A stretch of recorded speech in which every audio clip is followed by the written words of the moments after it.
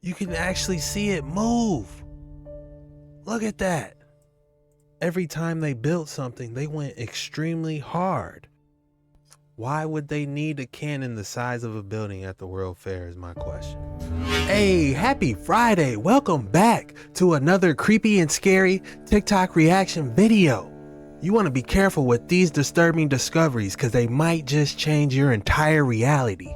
Before we do anything, hit that like and subscribe button. If you're on the fence, do it anyway. It's your boy. We on these creepy and scary, disturbing, weird, keep you up all night TikToks. We're diving in. Deep Waters 9 is what we call it if you're new around here. It gets deep. Let's dive in.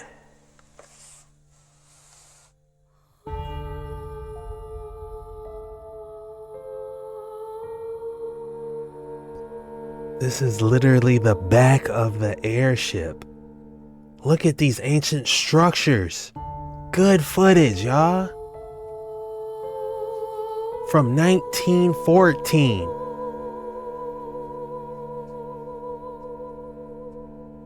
Look at those ancient structures, y'all. I'm mad we really can't get this close to see these. This was like a giant helicopter ride, but it lasted for a minute. It's saying it was one person's airship. So it's like an individual. One thing we could take away from this is that it was an individual's airship. It wasn't an agency or some type of organization. It looked like people had their own airships back in the day. That's what I'm getting from this. Let me know what you guys think in the comments below. But yeah, we're going that route today. Lock in and buckle up and keep your head on a straight swivel, because we're going that route today.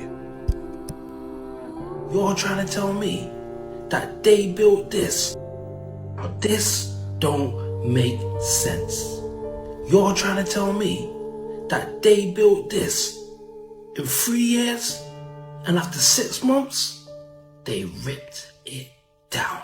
So the Chicago's World Fair in 1893 is one of the city's most famous and infamous events, often called the fair that changed America. The massive event introduced more than 27 million people to the abundance of modern marvels, elevators, the zipper, crackerjacks, the Ferris wheel, the first voice recording. The first voice recording? What? They even had a giant golden statue. Some people say it was solid gold, some people say it was gold plated, and some people say it was just fake. What do you guys think about that statue? Was it gold plated? Or was it made out of real gold? How heavy was that thing? How could they transport it? Are the questions that I'm asking. What do you guys think? Let me know in the comments below. Shout out to everyone that made it to the premiere. I see y'all. Hyperboost, activate. Locate World Fair. Go!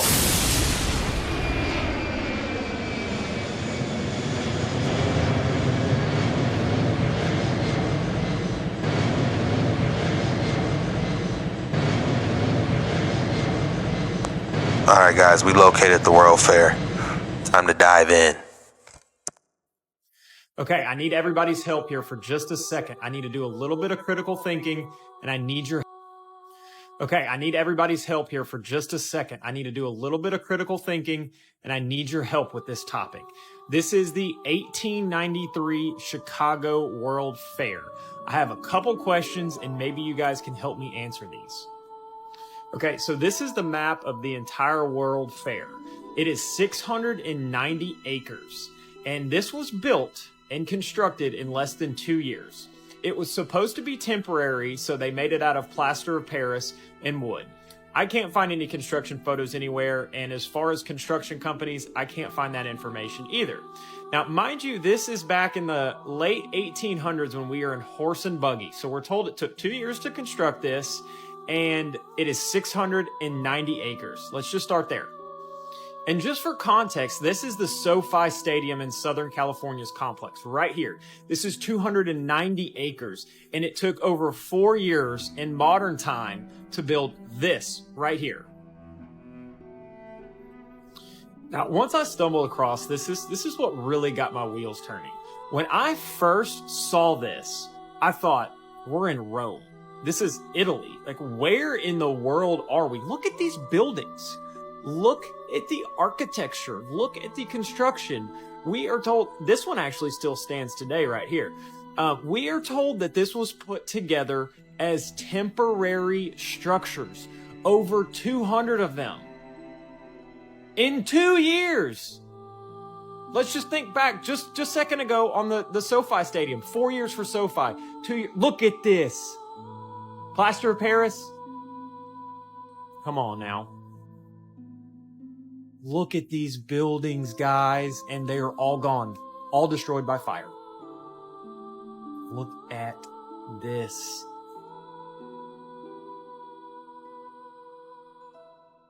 Amazing. Amazing.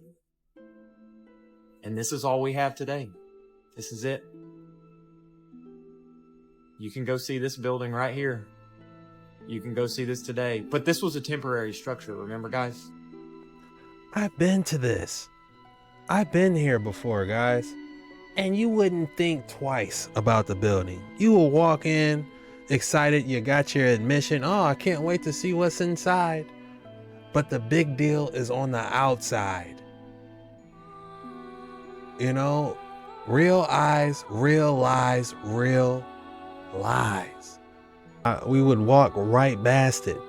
Who knows how many buildings you've walked past in your community, your hometown, your bank, you know what I'm saying? Your courthouses. You walk right past it and didn't even question.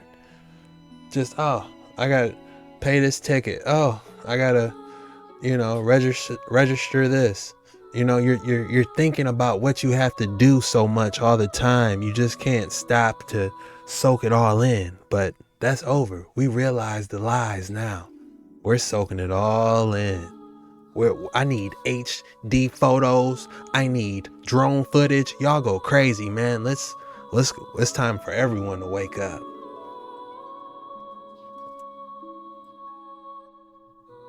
And the fact that this is still here shows that the World Fairs wasn't a joke. You know what I'm saying? I don't even think we could honestly find anyone that's not denying none of this, to be honest with you. That's interesting because that makes you think about these companies too, these major companies. You know, they could have been here for a while and they just walked into these giant plants. I don't know, but some of the machinery could be a lot older than we think. That's something else to think about. Because I've worked in factories before and man, that machinery be looking super old. You know, them brake presses and all that, you know, it makes you think, how long has this brake press really been here? Maybe I'm reaching a little bit with the brake press, but who knows? Steel tone forklift gang, stand up. What if I told you in 1893 there was a city in America that looked like this? Would you believe me? Well, this was the Chicago World's Fair of 1893. And this looks nothing like the Chicago that we know today. And you may be asking, what is the Chicago's World Fair? Apparently it was a celebration of the 400th anniversary of Christopher Columbus's arrival to the New World. It was also made to present the world's newest innovations, inventions, and ideas. They also tell us that these buildings were temporary and were only made for the fair. And just tell me, do these Greek Roman looking buildings look temporary to you? And just look at this structure. This was the Mines and Mining building at the World's Fair, one of the many magnificent structures. And this was the Agricultural building. Just look at the details of this temporary building.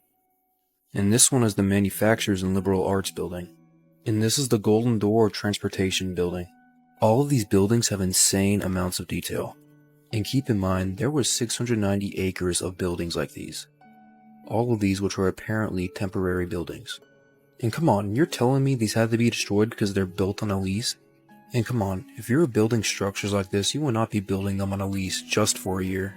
Many people believe these were the remains of an older and more advanced civilization, and that the people that write our history are trying to hide that from us. Let me know your thoughts on the Chicago World's Fair in the comments. I highly suggest that you do your own research on this topic too.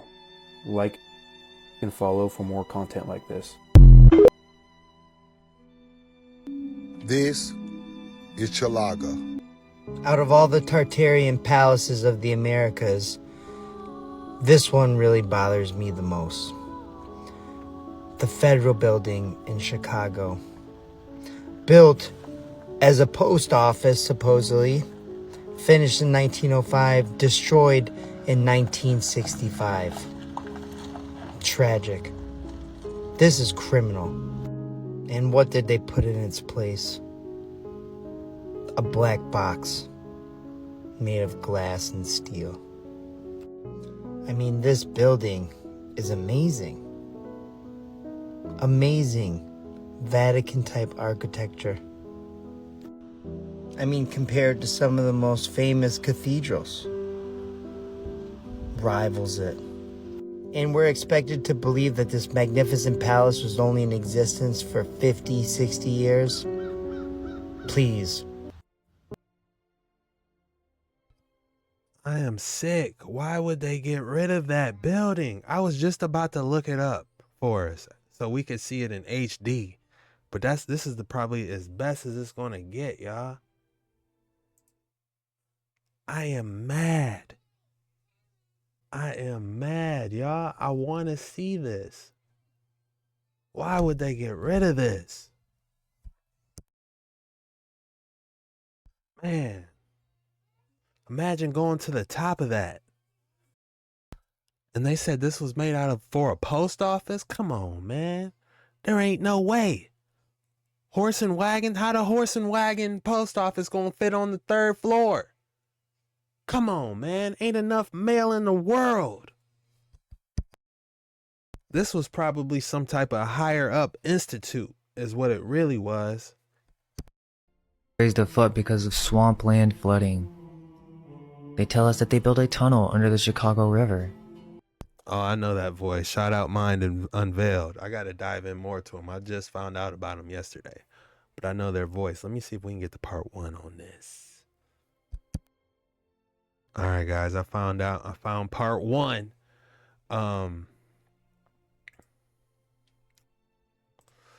This is the TikTok is Old World Stories, but it looks like the original content is by Mind Unveiled.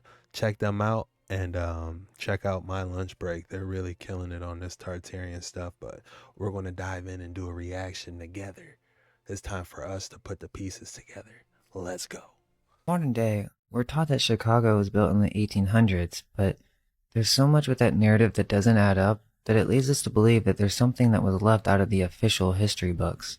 In 1605, a map published in Venice shows North America with many old world cities. Notice that the symbol to represent these cities is some type of red castle. Supposedly at the time that this was written, there was no English-speaking settlements on the North American continent. In the middle of the continent, past the end of the St. Lawrence River, appears the name Chilaga. And we can see this in a variety of different maps. It's right in the exact same place that Chicago would appear, and obviously, the name is extremely close.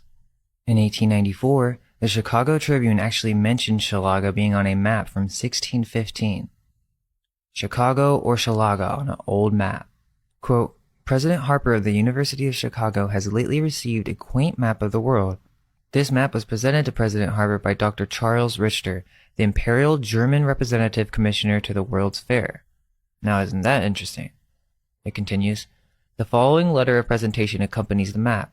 Quote, W.R. Harper, President of the University of Chicago. Dear Sir, when during the early preparatory stages of the exposition work efforts were made mainly upon the investigation of Mr. Curtis to collect maps, supposition be correct, it is most likely on this map the name of Chicago in its original form appears for the first time. Quote, Herr Professor Graf of Dresden, who has taken a prominent interest in the researches to which the Chicago Exposition and the historic events underlying its existence have given so powerful an impulse, has upon a request arranged for a photographic reproduction of the maps in question. And as the representative of this commission and on behalf of Herr Professor Graf, I have the honor to request you to accept a copy of the same with the request that you give it an appropriate place in your university. And with the hope, also, that it will measure. Okay, so Dr. Charles Richter was the Imperial Germans have taken, end quote. Okay, so Dr. Charles Richter was the Imperial German Representative Commissioner to the World's Fair, and it seems that he was trying to write to the university professor and attempt to speak about Chilaga appearing on old maps, and he even alludes to it having a connection with Germany. Obviously, there was some interest by people who knew not of the origins of the World Fairs into Chicago's ancient origins. But this is kind of where it gets even crazier. The newspaper actually had a follow-up 6 days later where they attempt to cover this whole thing up. Let's remember now that we understand the orphan asylums and that most of these people, especially the journalists and the German migrants, they wouldn't know the full history of this city.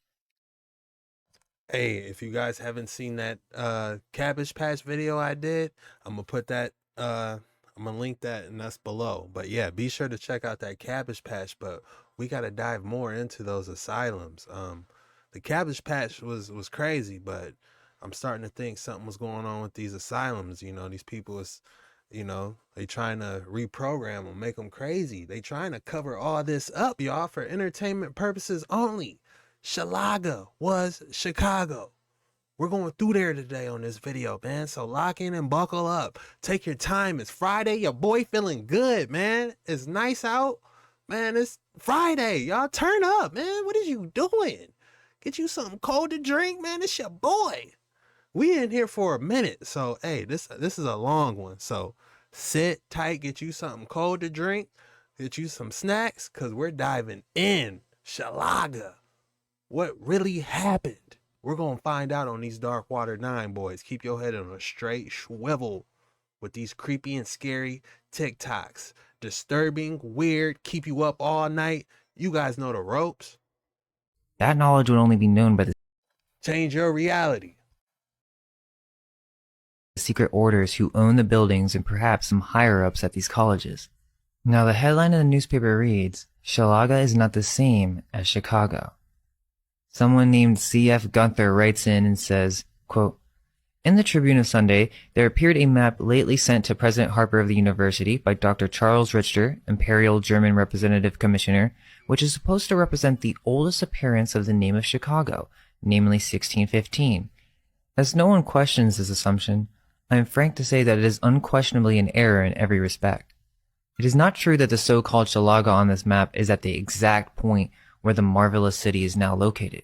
But on the contrary, the country is marked Mexicana. Again, the so-called St. Lawrence River is not so far south.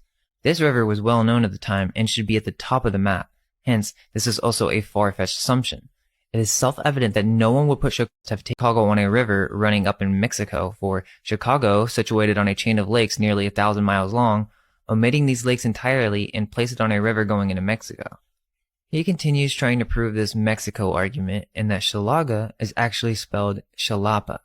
Now, this makes it very obvious that they didn't want this to be looked into at all, because the truth is, Chilaga is not spelled Xalapa, and it's on several maps in the 1500s. Many of the maps that show Chilaga closer south have been distorted, as with the German plate, but there are maps that show it in its correct position. Also, just because the map said Mexicana doesn't mean anything. In fact, Mexicana is said to have been all of California, Florida, Nova France, Noruega, Quivira, and many more. It wasn't literally just in Mexico. And it's very strange that someone at the university actually said this and ignored that Chilaga is actually accurately placed on Mercator's map, so there's obviously some type of cover-up going on. Also, another argument made is that Hochelaga appears on several maps, and that Chilaga is some corruption of that, but I think Hochelaga must have been some type of smaller settlement made around the ruins of Chilaga, possibly by cannibalistic tribes as mentioned in many books around this time. But this got me looking into the University of Chicago, and just take a look at this building, which was also graciously funded by John D. Rockefeller. So yeah, it's another castle, but just think about it. Why would the college try to cover up Chilaga? Well, it's because the officials, or those who were in control of Chicago at the time, were secret society orphans who had repopulated the city and educated the population. By this time in 1890, most of Chicago's population was transported in, and the people had no clue who actually built these structures. Just look at the University of Chicago's emblem in 1890. Looks like we have a griffin in flames. Maybe they're trying to tell us something? They tell us that Chicago was raised afoot because of swampland flooding. Hold on, we gotta go back to that griffin, guys. What does that mean at the top? What does this mean? A griffin on fire? I'ma damn near go the opposite way. Whatever, if they say left, I'm going right on whatever mainstream narrative they have. Just because of the algorithm of their lies. For 2024, our bodies are getting used to the lies. Our bodies got a natural algorithm to detect, like, okay, you're saying this, I'm looking this way. Question everything. But your thoughts below, man. What is this? Raised afoot because of swampland flooding. They tell us that they built a tunnel under the Chicago River. They tell us that there was a great fire, yet when we look at the old pictures of Chicago, it looks like a bomb went off. They tell us that Chicago's World Fair was built in less than 3 years. Even if this was done with plaster, this would have been a massive undertaking. Just look at these structures. Does this look temporary to you? The purpose of these fairs were to indoctrinate, and I wouldn't be surprised if people began asking questions.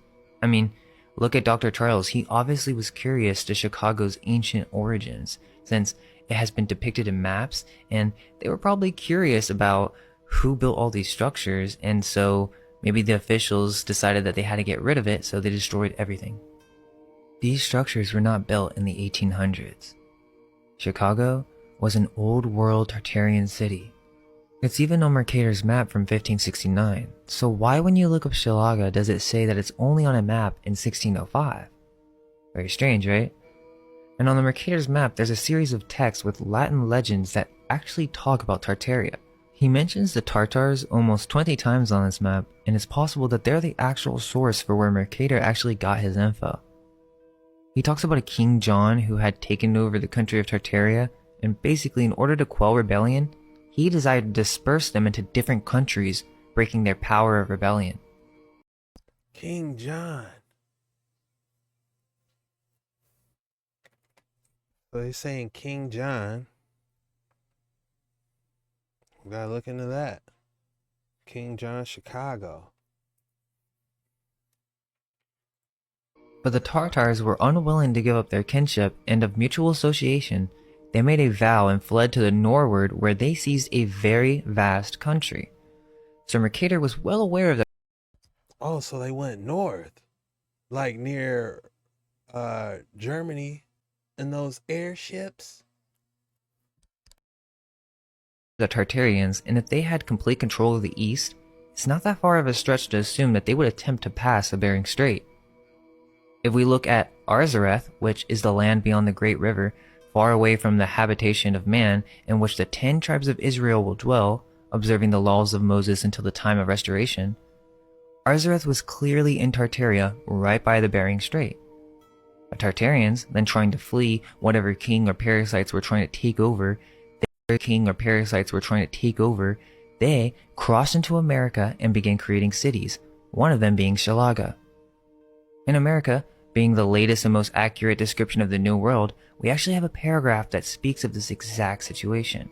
Quote, "The other Tartary, which certainly was the first nursery, from hence the Americans were transplanted. Tartary, or Tartary, so called from the river Tatar, which runs through the country Mongol into the northern ocean, covers a great part of the terrestrial globe. The lesser Tartary takes out a considerable part of Europe, the greater is Asia." Now we must inquire from what Tartars the Americans extracted.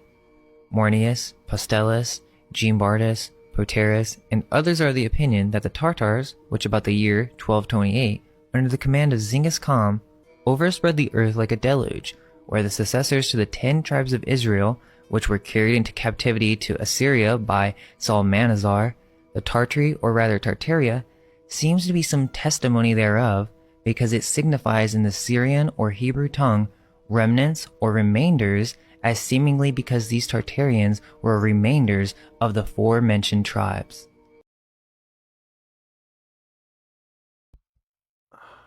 That ties into the Moorish Tartarians, the Moabites, the remainders of the tribes of Israel. It's like they fled Like Genghis Khan was going crazy back in the day. So you got these Mongolians from that side fleeing from Mongolia. You got people fleeing, trying to escape Genghis Khan going crazy. So they're coming over here to America. And some people say that's how, we're getting different races here in America. I don't know. Nobody knows. But if we look at the data and put it together, people were definitely fleeing and people were already here. I say it's a mixture of both people. I'm not, going to get into that, but y'all do your own research on this and you guys will come up to your own conclusions. For entertainment purposes only, all we do is gather the data on these dark waters. We gathered the data together on these dark waters 9 boys. All this is together. End quote. So you tell me, what do you think? Is Chicago the ancient mythical city of Chilaga? If we connect this with the Chicago World Fair, then it actually starts to make a lot more sense. Do you guys have any finds to share on Chilaga? Well, I hope you guys enjoyed this one. Stay curious, and all we can hope is that our minds will be unveiled. Let go of everything you think to be true. Relax the mind and ask the question, do I truly understand what this reality is?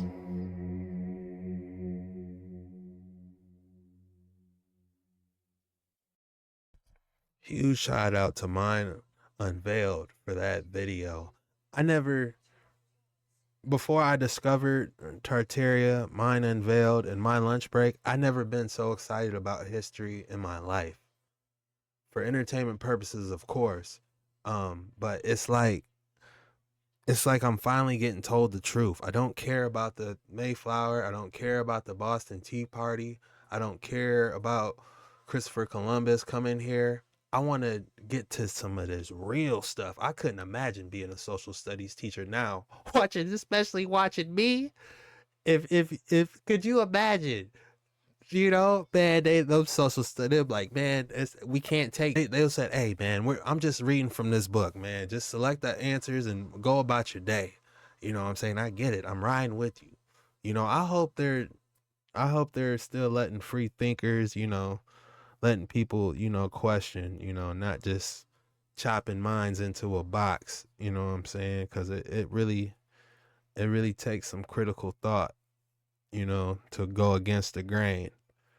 And that's why I appreciate you guys, man, and hanging on these waters with you guys. Because, if I talk to anybody else about this, they're like, man, he needs to go in a straight jacket.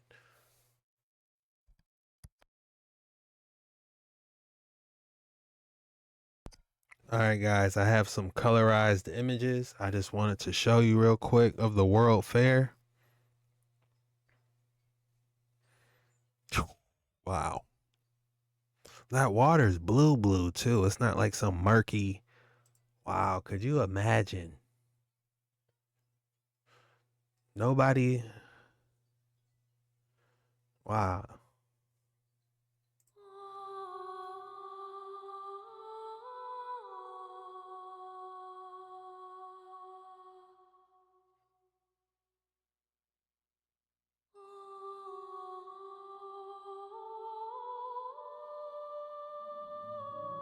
Look at that building.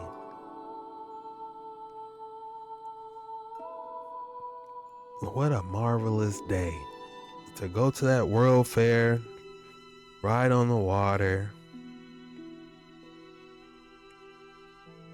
That would be so much fun. It's like the adult Disneyland. All we can do now is go to an art museum to try to grasp the essence of this. Look at this building. That damn play button. Wow. Question everything, y'all.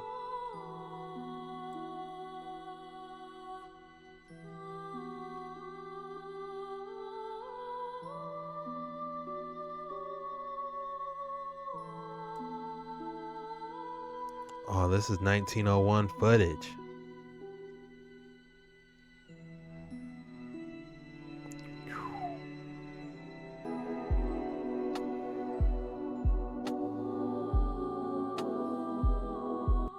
Lights. We forgot the part that they had electricity. So that changes the whole paradigm. That they had electricity.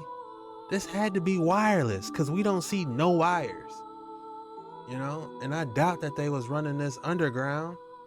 So this was wireless, y'all. 100% for entertainment purposes only. They was Tesla generating.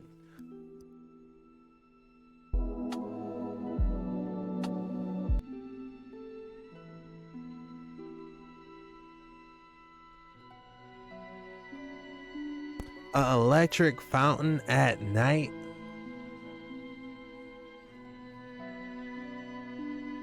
We are truly going backwards now. I am convinced.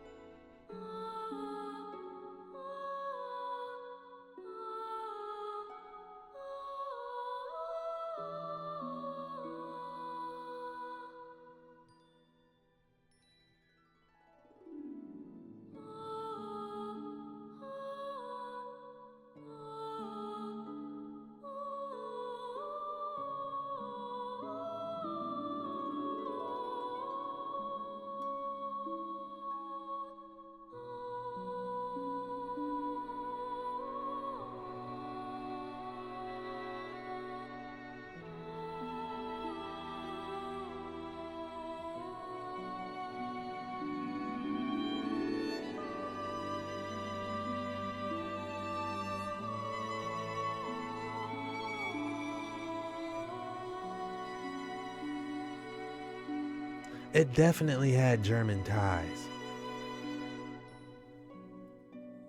You know, in Mind and Veil, it said this stuff might have came from Russia.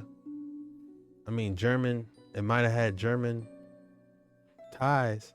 We say these same type of buildings in Germany.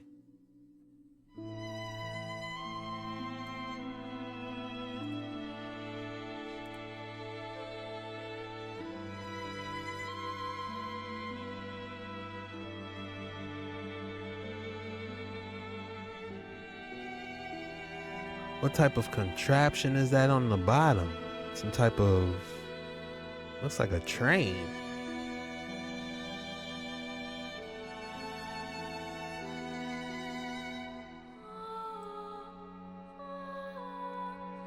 Krupp gun in front of, what's a Krupp? Let's type that. Let's see what that is. So I don't know what a CRUPPGUN is.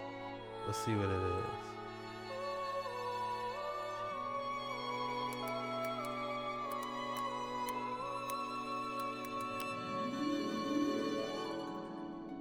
Oh, it's a literal cannon.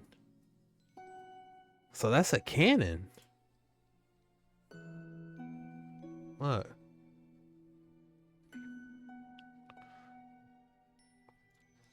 So you mean to tell me they had a cannon the size of a train?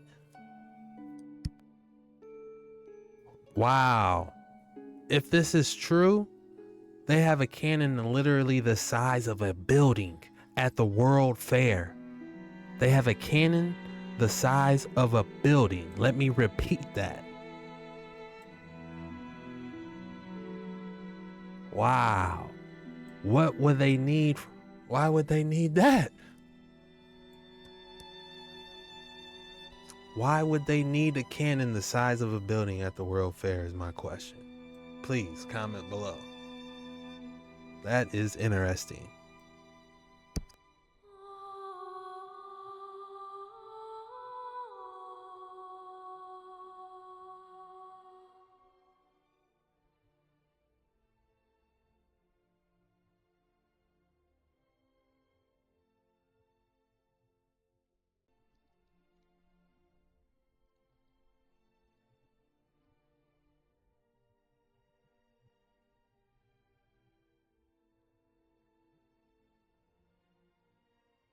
Look, everybody was cool. You know, this boat was chugging. Look at this. You got all the flags. Is that a circle in the America flag or is that 50 states? I think that's the circle.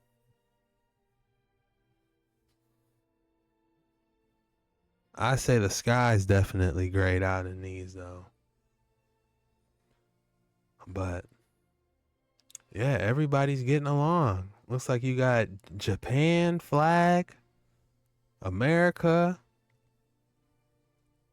Yeah, these world fairs, man. This might have been a world fair ferry.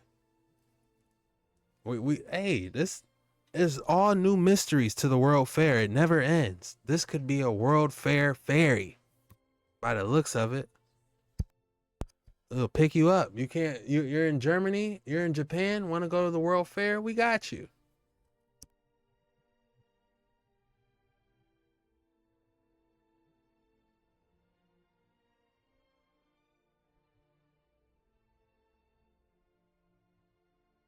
A pier with a movable sidewalk.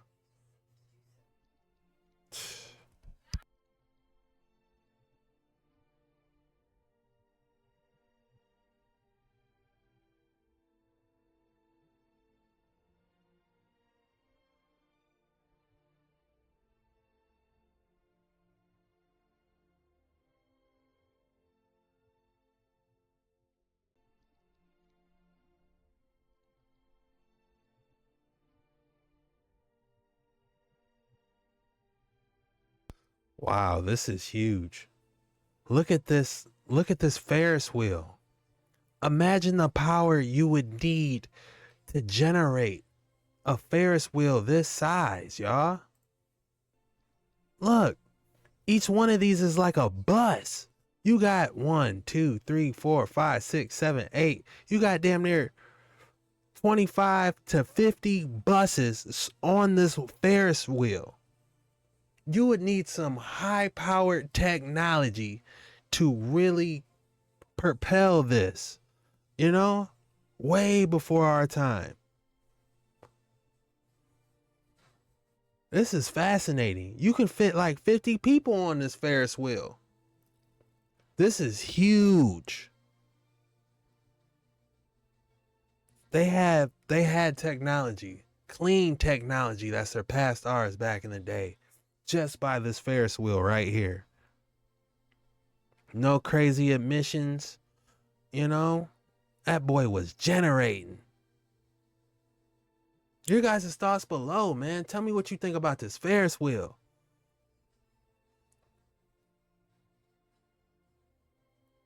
Where is it now? Can we take any piece from this? Is there any artifacts from this Ferris wheel? World Fair Ferris wheel bus on display at any museum? Do we have one? I would love to see it. I would love to ride one of these. The best we can do is just a cup. We tried making a Ferris wheel nowadays. We can make them big, but best we can do, we'll put a 4-person seater on it. They're not going crazy like putting a bus on it like back in the day. This is the type of history that gets me excited, man. I couldn't tell you about social studies, man. I hated it. Man, I gotta sit through social studies. Here's another 35-minute waste of my life. Please just get this over with, man. I couldn't stand social studies. But this history, it gets you excited. Because it shows you the potential of humans. You know, we're actually capable of stuff if they stop gatekeeping all the technology that we used to have.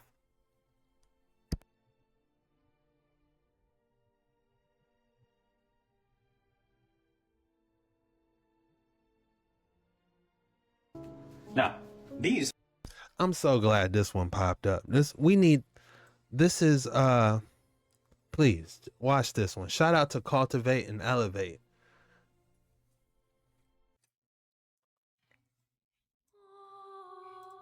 Let me show you that detail. Now, these are like small apartment complexes. This can probably hold anywhere from 50 to 100 people per little carousel. Look at this. You're talking, if each one just held 100, and let's say there's about 30 of them, we'll say, yeah, times 10 times 10, you're looking at 1,000, you're looking at about 3,000.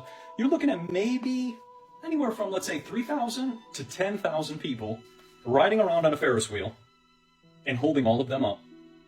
And you start to sit there and think, wait a minute, what? 10,000 people riding on a Ferris wheel? Think of the energy it would take in order to move 10,000 people. When you go to Six Flags, they have like, I don't know, we'll say 100 people on the roller coaster, and they got tons of energy popping with that thing. And as people are saying, those were magnetic carousels. And yes, they were. When you get into the details and you learn about these things, this was on magnetics. This was not on the system we currently use. So you could use a lot of energy, and it's really easy to do. But it's just fascinating because, I mean, look at the size of that thing. And just to think, like, each one is like an apartment complex of like 20 to 30 people just rotating around the entire time. And there's those steeples again. And look at how large that is. Look at how large the Ferris wheel is compared to the building. And then you got the cute little chairs right here, which this is temporary. These little chairs are temporary. That's probably what they put in there to take the picture. But this Ferris wheel, definitely not temporary. The line to board it, and there's a view from the inside so you guys can see. You gotta see this. So here's the line. Everybody's getting all excited. Maybe 10,000 people getting excited to go up on the Ferris wheel. And there's the view, if you guys can see that. Look at all those people. See them all lined up like ducks? There's a view from the inside so you guys can see. You gotta see this. So here's the line. Everybody's getting all excited. Maybe 10,000 people getting excited to go up on the Ferris wheel. And there's the view, if you guys can see that. Look at all those people. See them all lined up like ducks? That's a lot of people. Every single carousel. So we're in 1893. We have better roller coasters than 2023. And you can hold maybe 5,000 to 10,000 people on the roller coaster. When in reality, I get to go stand in line and I got to buy a boarding pass and maybe pay extra to get on the thing faster. And then it's going to put me on for 1 second and then kind of kick me off. But that's kind of what it is. You also have some hot air balloons in case you want to take that. Looks a little dangerous. And some ostriches, which I thought was interesting too. I have no idea about hearing about ostriches in Chicago, that's for sure. If there were ostriches. A hot air balloon? What? Look at that thing. It's pretty dope. And then more Ferris wheels and stunning photos. So these are tickets. These were tickets. So you can have your ticket, and this is what was on it, and you take your little cute boat ride, and it says a view from the Island Bridge World Fair, Transportation Building of Columbia Exposition, and then this is, again, your Ferris wheel. Absolutely massive. That Ferris wheel had to be 20, 30 feet up. You're overlooking everything on that Ferris wheel. And it wouldn't be no line because you got a bus. You know, you got buses you got a new bus pulling up every 30 seconds. You know, so you ain't got no line. Absolutely massive. So then we continue onwards because I want to show you guys. They had fireworks too. Somehow. Let me show you that detail. Now, I'm starting to get a little mad now, man. I want to go to the World Fair, man. They were yuking back in the day. The Disneyland for adults. Futuristic Disneyland. he was saying how like a building like this would be sold to the same person every 20 years for about 200 years. So let's say Mr. Jones originally built this building, then he would sell it to Mr. Jones in 1550, then Mr. Jones would buy it in 1650, and then in 1750 Mr. Jones would also then transfer the name to Mr. Jones II, and Mr. Jones III, and Mr. Jones IV. And you sit there and go, the same person kept selling it to the same, person over and over and over and over again. It's just a lot of stuff that just doesn't add up. And it's, a picture kind of shows a lot of these things. And then you go to also, you have the moving pier of Chicago. This is another part. You already have a moving sidewalk in 1893. I mean, look at that. Imagine the tourism this would create. But they demolished this too, because this was too hard to upkeep. Fascinating, but look at that. Absolutely just crazy. And then across from it, you have the Marine Cafe. Those look like cathedrals. Perfect 72-degree angles. Also built. This is a lot of stuff that you sit here and go, they are just building stuff. Brazil building. Sorry. Too much to upkeep. As somebody just said, too much to upkeep. Here's the Brazil building. They just threw a flag on it, called it the Brazil building. And look at that. If you guys can see that, I'll kind of zoom in as much as I can. That looks like a castle. That does not look like a temporary building. That does not look something out of paper mache or plaster or temporary out of wood. And here's where we go another place. We're talking about wood. This is another good one. Timber in the Washington building. Now, the sequoia trees are in Northern California. He was saying how like a building like this would be timber in the Washington building. Now, the sequoia trees are in Northern California, but I do not know of any sequoia trees in Washington. But let me show you a picture here. Timber in Washington. Look at the size of that timber. So now this is being transferred too. This is on a train being transferred, but they only have one little train piece here. But look at the size of this wood. I have never seen trees like this up in Washington. There's a lot of trees up in Washington, but you don't know of sequoias in Washington. Now, were there sequoias in Washington at one time? Maybe. Did somebody know how to use electroculture to make very large trees? Maybe.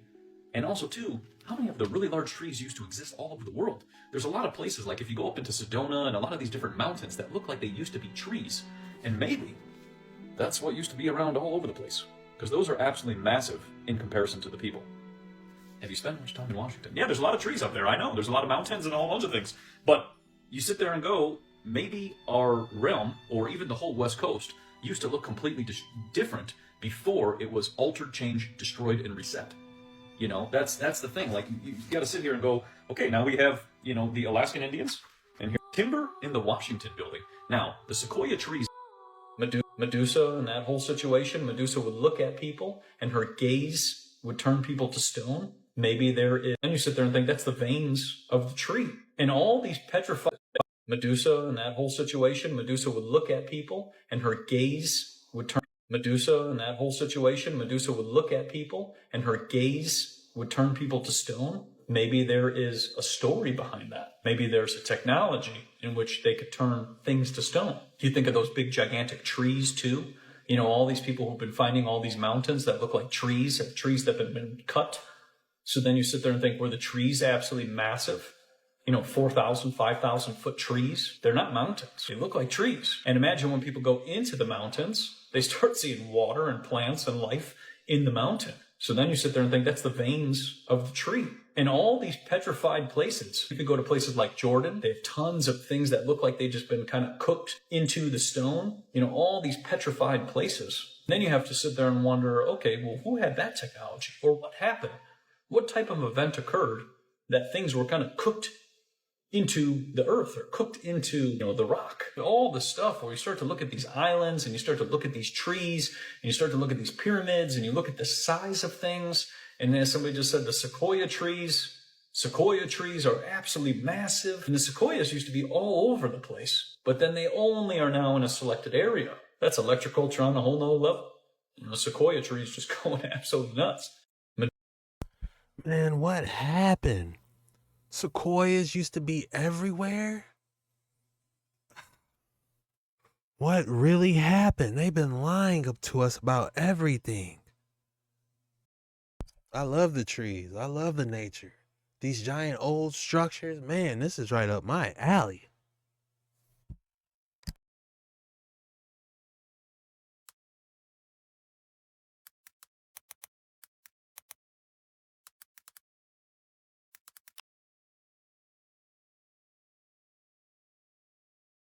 Let's question history. The 1893 Chicago World Fair, also known as the Columbian Exposition. It took place over an area of over 690 acres and was up and running for 6 months from May to October of 1893. And just look at the beauty of it.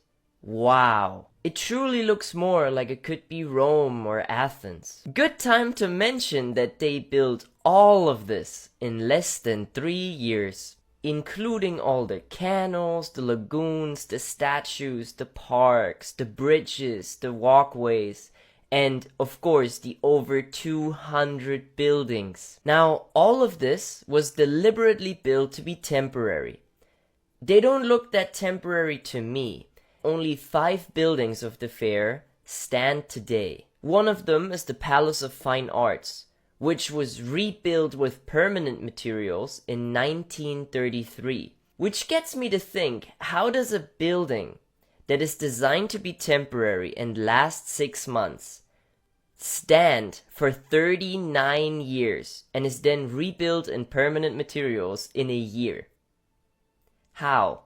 Of the other 4 buildings that survived, one of them is still in Chicago, The other 3 buildings were somehow transported to Brookline, Blue Mounds, and Poland Springs. How? Well, how in general is the only question I have in mind looking at all of this. There's also electricity. In 1893, this entire fair was lit up. So the one question I have really is, how did we do that?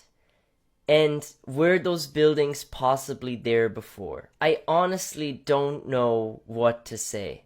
I'd love to hear your thoughts, but I'm just puzzled. Only one theory comes to mind. Well, 2 theories. A giant carried them, or the number 1 theory I believe in, airships, man. Piece by piece bricklayers. They put all these pieces out in a field somewhere. They got airships come, hook up, attached to each piece by piece. You know, that Chicago museum could have been a 300 piece already done, you know. So that's why they were being built so quick, because they were already built and they're just moving them, you know. They weren't destroyed, they're moving them around the world. That's why you see all these different pieces from different places. That's my thoughts on it. You can actually see it move. Look at that. That thing was colored and it was full of lights and it's on a swivel. It's on a swivel. They had rides back in the day and it was on a swivel. They've been keeping it under a swivel. I said, Chuck, no, there's nothing new under the sun. Keep your head on a swivel. We been swiveling, brother. Hey, I'm not mad. But look at this. What more proof do you need? They had electricity, swiveling off of magnetic technology. Oh my God.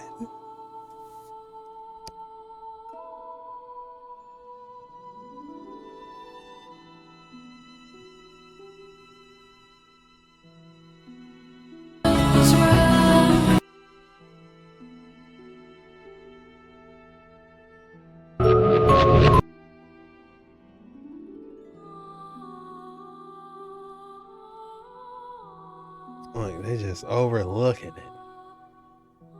Like, look at all this, honey. What a vast, beautiful. What is next to him, though? The Batman signal?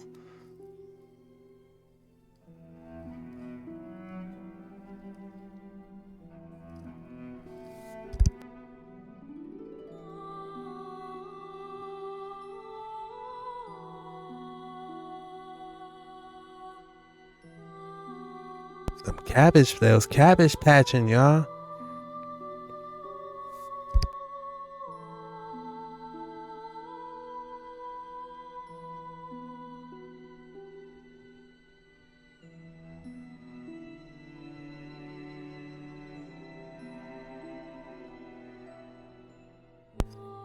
Oh, they built insane asylums.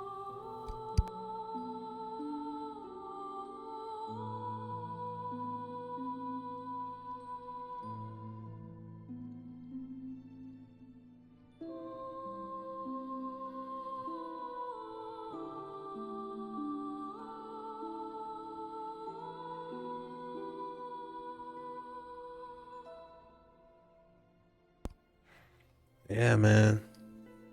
Do your own research for entertainment purposes only. Maybe we need to dig off in these insane asylums. Is the Tartarian civilization right in front of our eyes, and we are just blinded with the true existence of this long-lost civilization. And these people that we call time travelers were really from Tartaria. But not only were these wireless-like antennas used for electricity, but also used for communication. And could the Tartarian civilization still be thriving elsewhere beyond our reach? With such advanced technology they had, their hidden history of free energy, and their advanced tech that would have blown your mind away. and humanity was just too greedy and power-driven, and the Tartarians decided to leave humanity behind.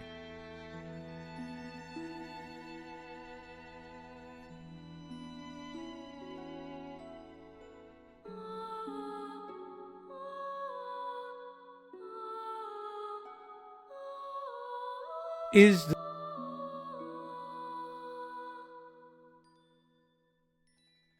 I'm telling you, man, most of these Tartarian buildings, we probably only seeing 30% of them, to be honest, just like Iceberg. Every Tartarian old world structure, building you see, chances are there's a strong possibility you're only seeing 30% of that building. This is a prime example of that. For entertainment purposes only.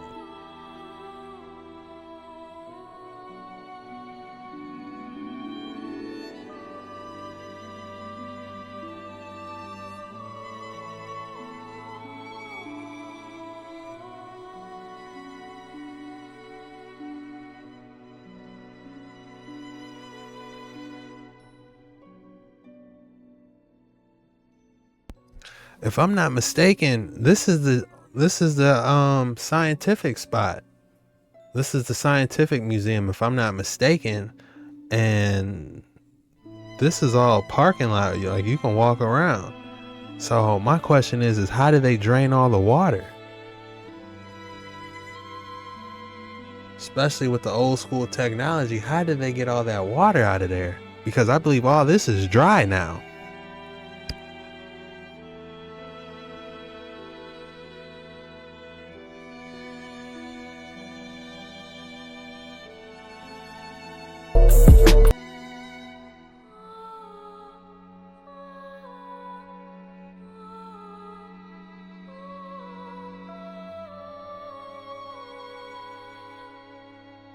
Yeah, guys, we got way too much knowledge now.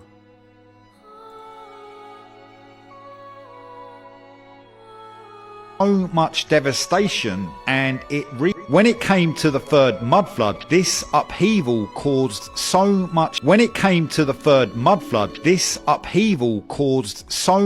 devastation, and it reached its most devastating phase on the 7th of June 1892, and then much of the advanced technology was either reset or repurposed, and a world reset was instigated. Less than 12 months after the third mud flood had ended, the World Columbian Exposition, or the Chicago's World Fair, was held in Chicago.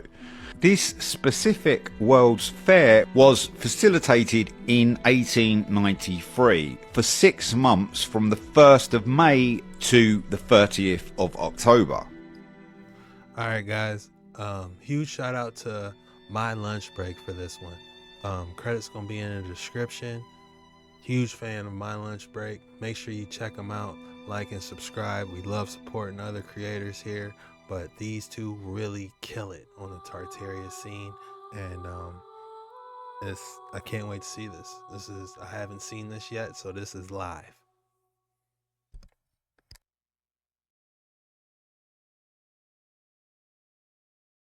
Diving into Chilaga. What's really going on in Chilaga? Chicago, we see what's going on. Here is Lake Michigan, and here is the Fox River. And my goal for today is to follow this river and find old world buildings that were made by a previous civilization and we found and repurposed. We all know Chicago has unbelievable buildings and architecture that we don't make today, and we know about the World's Fairs buildings and the ancient Egyptian hieroglyphs on the side of buildings. Wait.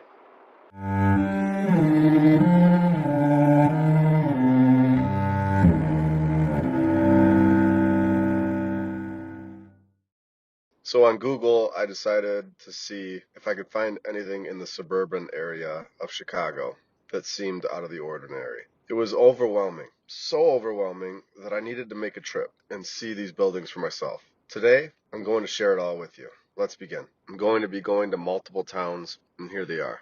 We're going to start in Geneva and go to St. Charles, and then go up towards Elgin, and finish off with West Dundee. They're all along the Fox River. Remember, in my opinion, these buildings are inherited and repurposed.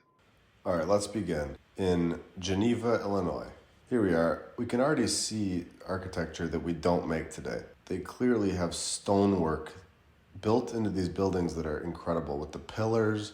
Here's another state bank. It's interesting with these state banks. They all look pretty similar and they're all incredibly well built. Here's a building with windows that seem to be covered. They are exactly the same as the ones in the front. They're clearly filled in.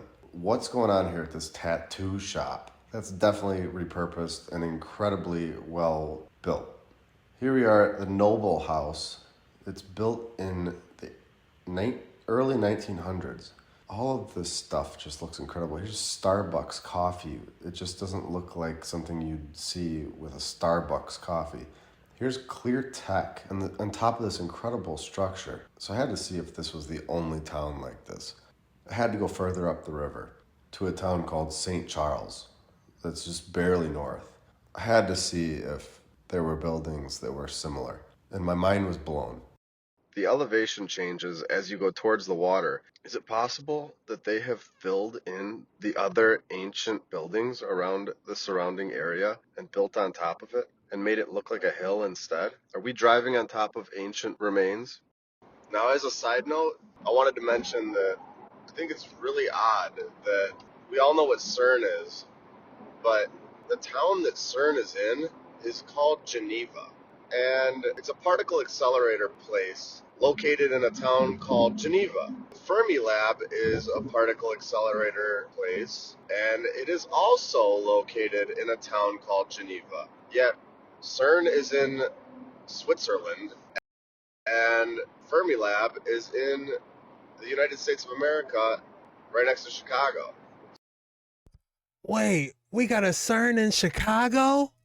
What? So why are these towns called Geneva hosting particle accelerator plants? I just find that very interesting, and I just wanted to put that out there for us all to think about. Yo. Here we are walking up towards St. Charles. I can already see an old world building. This is just in front of everybody. Nobody understands what they're looking at or what they're driving past. It's unbelievable. Look at the windows, the circular window in the front. Look at the... I'm telling you guys right now, if I'm driving past this now, knowing what I know, I'm stopping the car and pulling over. Y'all, we got to check this out. Just a quick lap. That's why I'm trying to get a drone, y'all. Yeah. As soon as I get a drone, I'll be able to, hit y'all with some amazing shots. But this, I'm telling you, these are amazing. We walk right past it every day and people wouldn't know, man. But we're done. We realize the real lies now. The stonework, it's just incredible. This is not the way we build today. This is incredible. Over and over again, when you're walking throughout these towns, you see that they tried to fix the building and they didn't know how, so they used a different material. Over and over you'll see it. It's two different materials to try to fix this building. Here's a clear picture. This building is incredible. There is stonework like you wouldn't believe in the front of it. It's an insurance company building. Guys, this is not an insurance company building that you see in your everyday area. It's impossible. We don't build like that. Here's another where they tried to fix it and they had to use different material. It's clear as day and it's right in front of you. Look at the windows above this building. It's called Lewis, but just look straight up. Look at above the windows. Do we build like this? You have to ask yourself, do we build like this? The answer is no. Look at the architecture on this bay window. Clearly built from the old world. On the side of this building, it's called Smitty's. You can see they're almost trying to show you through art what used to be there or just showing you that there's just more to this place. It's all built along the river. Now, look at this. It looks weird. Like they have one on each side of the road, and there's clear tech right on top of that thing. And they're on both sides of the road. And another building with its brick and its stone. I like how he says tech, because why else would an antenna be right there at that random spot? Good catch. It's two different things. So obviously they needed to fix it or something. It's just clear as day right in front of your face. Very weird. Now, this hotel, the front entrance is incredible. It's nothing like we built today. It has 4 pillars that are spiraling with incredible stonework right above it. Another state bank with granite pillars in St. Charles, Illinois.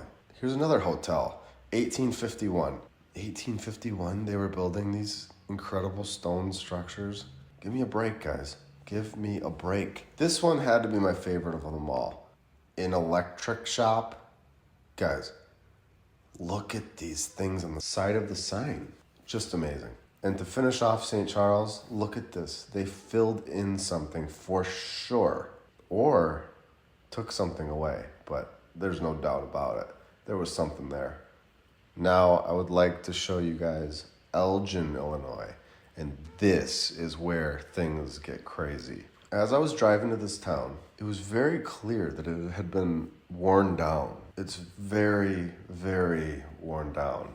And it looks like it's not a great area. As I was driving in, you could see there were police, and it just wasn't somewhere you'd probably want to bring your kids. And I'm not trying to talk bad about a town, but it just looks tough. And I was right about that, because when I was downtown Elgin, there were homeless people everywhere. And I felt a little uncomfortable, but these buildings that were down here were so out of place, it was incredible. And I had to take a picture of them. I had to show you guys. I had to do it. I was already here. Now, as I was driving in, you could already see buildings that had pillars and looked really cool. From a distance, you could see that there were some buildings that just looked odd. And as we got closer, it got more and more amazing. You could see the old world. You could see it everywhere. It was all over the place. You could see the pillars on both sides of this amazing building. It had like eagles on the side, on top of the pillars. We just don't build like that. It had engravings into the sides of the building. And people are walking past this and don't understand what they're doing. They're just walking past this like it's just normal. Now we're getting to the churches. Elgin, Illinois is filled with churches, and I just didn't get it. I wasn't understanding it. And the more I was down there and looking around, the more I was figuring out what was going on. These aren't churches, in my opinion. I could be wrong, but to me, these are not churches. I think they're repurposed. I think that they were power plants. They had to be. There's no way that people in Elgin, Illinois were this religious, that they needed 5 to 10 churches on the same road. It's just not. It's not possible. These had to be power plants or something that gave a benefit to this town. These buildings were incredible. The architecture on them was just not how you see the way we build today. The whole town had the old world written all over it, without a doubt. Whether it was a church or whether it was a convenience store, it had the old world all over it. Now, as I was leaving, I just wanted to show you guys some of these houses. They all look the same. They all had that weird rounded side to the house with the turret at the top and the tech at the top of the turret. Look at the top of that circular area, and every single one of them had the tech. They all had it. It was very weird. And I took a picture as I was driving, but there were 50 of them. It went on and on. The same thing over and over and over. And they were very, very different. We We don't have houses like that. We don't have houses like that. It was just crazy. And I just love having it so I could show you guys. Here we are finishing this off with the final town, West Dundee. And things get a lot stranger here. We begin with this church, which clearly is not built by our civilization. I may be wrong, but I'm probably not. And if you guys think that people built like this in the 1800s, good for you. You're basically basing that off of the mainstream narrative, and that's okay if you want to believe that. We don't normally go backwards with technology. And in the case of building, we have definitely done that. We don't build like this now. And if we did build like this now, I wouldn't be shocked because we have the resources, we understand how to ship material, and we have all the tools. But what we're told is that they did not. They had a horse and wagon and were able to build things that we are unable to build today. So everything's backwards. This church is in West Dundee, in the suburbs of Chicago. It was built in the 1800s, supposedly. What was going on in West Dundee in the 1800s that they were able to build this sort of church? A bank with 4 pillars in between all of those other regular-looking buildings? 2 more banks right across the street? What is going on? These are not normal-looking buildings. And the fact that they're banks is just very weird. The financial system seems like they've taken over these buildings, or the U.S. government, in my opinion. I could be wrong, but it just seems very odd that they are all banks or post offices or etc. If we go right down the road a little bit more, you're going to see a brand new church, and it has siding on it. It looks terrible. I'm not trying to be mean about it. It doesn't look good. There's no skill to this. It looks run down already. It's not that old. And right across the street, to finish this video, this thing is right across the street, and it was built way before the other one. I mean, we're clearly going backwards with our tech. Man, excellent point. This looks like a Harvard University, and it's all these small towns have it. All of them do. They went just as hard on these small town buildings that they did the giant universities. Every time they built something, they went extremely hard. There was no chill about them putting their all into these buildings that they made back in the day, is what I'm starting to get. We're clearly not building the way we were. And who knows what other towns there are to unravel. So I have to ask the question, are we building so incredibly horrible today so that when we get wiped out the next time, our homes and buildings won't be around for the next people to find our stuff? It's a question that needs to be asked because we are finding old world buildings that are built to last. We aren't finding houses with plastic siding built like crap like how we build today. I hope you guys enjoyed this, and I hope you guys have a great day. Again, huge shout out to My Lunch Break for that video, Boots on the Ground. Be sure to go support him. And yeah, man, I love it. This was a long one, man. If you made it all the way through this video, man, be sure to drop some words of encouragement, man. If you learned something new, be sure to hit that subscribe button. And yeah, I love these Tartarian ones, man. I still got some crazy stuff to talk about, but Chilaga, we had to cover Chilaga. We're probably going to do it again, but we're going to move on from this and hit other towns. You guys said California, that's interesting. Florida, Oregon, ancient structures, old structures everywhere, man. This ain't over. Lock in and buckle up. It's your boy Jet Ski Chuck back with another creepy and scary TikTok reaction video. If you guys know what time it is, let's hit these waters. These darkness and boys. We found Jet Ski Chuck. Fire everything.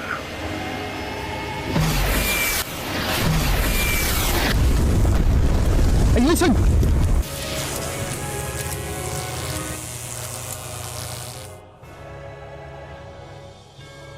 Check out this absolutely amazing building hanging on the edge of a river in Budapest, Hungary.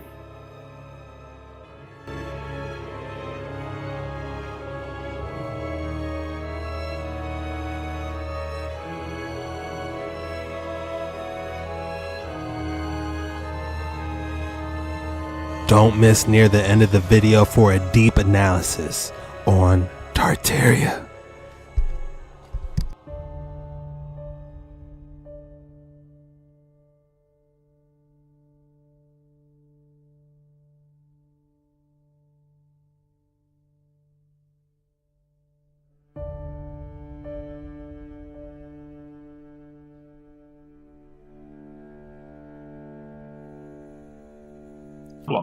The Just air a we're quick breathing look now at is this plasma 21% activated oxygen. compost tea setup. We have the CW2 antenna set up outside the greenhouse, connected to the 10 gauge wire. That wire is running inside to the reservoir where we make the tea, and is connected on the southern side of the largest tensor ring. On the converse, exact northern side of the tensor ring is connected the same gauge wire, which just a quick look at this plasma activated compost tea setup. We have the CW2 antenna set up outside the greenhouse, connected to the 10 gauge wire. That wire is running inside to the reservoir where we make the tea, and is connected on the southern side of the largest tensor ring. On the converse, exact northern side of the tensor ring is connected the same gauge wire, which runs out and grounds out into a negative grounding rod. That's a 4 gauge copper wire that runs deep into the earth. Okay, so inside the reservoir, we have the harmonious set of 3 tensors with the hetica in the center, our air stones for aeration. The tensor rod going to the center of the hetica is connected to a frequency generator, and today we're generating 1014 Hertzian frequency, which is elemental nitrogen. This nitrogen will stimulate the biological nitrogens within the tea through sympathetic resonance. Have we been lied to about what really happened in the great fires of the 1800s? Places like Chicago, San Francisco, Baltimore, Charleston, many cities were destroyed. The pictures that you see are the remains of what was, and in this case we see these neoclassical ruins.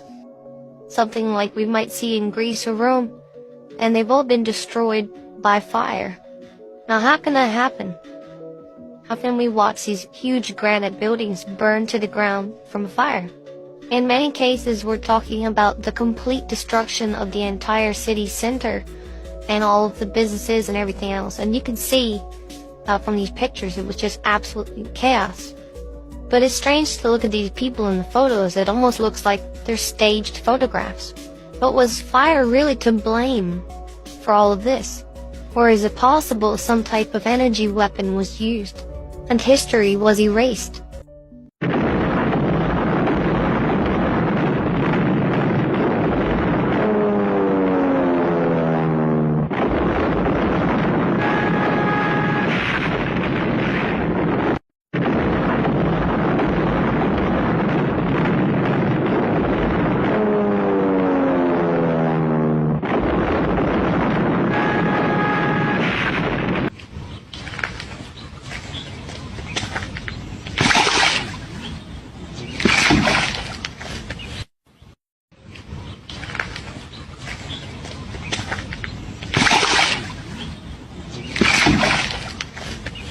He had to know that thing was there somehow. I mean, my goodness. How he jabbed it. What is Tartaria? I'm sure you've heard people talk about it. And what is it? Well, people will tell you all kinds of things. They'll say, oh, it's about these star forts, these old bastion forts of the old world. Or it's about buildings like this, with these antennas on top. It's also about giants and skeletons of giants that once were found. It's about the world's fairs. As beautiful as they were, it's more than that. Tartaria has become sort of a catch-all term for pretty much everything in the old world that kind of doesn't make sense. Anyways, the theory is that a long time ago there was another flood, a great mud flood of sorts in the early 1800s, that basically wiped out everybody. Now some people say, oh, everybody survived and they were put into asylums and things like that. But either way, the general theory is that there was a bunch of people, the world was reset, and a new population began. And the cities that we all live in today, the great cities like New York City and San Francisco, all these different cities, they found them. And they found them full of architecture. And that kind of spurred the so-called Industrial Revolution to where we had 1 billion people turn into 8 billion people. But we found them, and people will say that it was free masonry. It was free to us. They also say it's the land of the free. But as you go on, you'll see that it's more than just these buildings. In the 1700s, we see pictures of them using electricity. And all over the place, there's these lightning rods on the old buildings. And people will say, well, they were merely to catch the lightning. But others will say that they were used to collect the free energy in the atmosphere. And that our hidden past is full of this kind of stuff. Now there's more to it. Some people say the earth is flat. Some people say there's a hollow earth. As you can see, there's just a whole lot to it. But in the end, you can call it what you want. You can call it Tartaria, and people will say, well, there's no proof that Tartaria existed. But there is. There's all these different maps, a lot of different old books. There's a lot of things that prove that wrong. There was a Grand Khan of Tartaria. And guess what? When Columbus came to the Americas in 1492, he was looking for the Grand Khan of Tartary. But nobody will tell you that. And no history teacher will ever say that to you. But that's where we end up.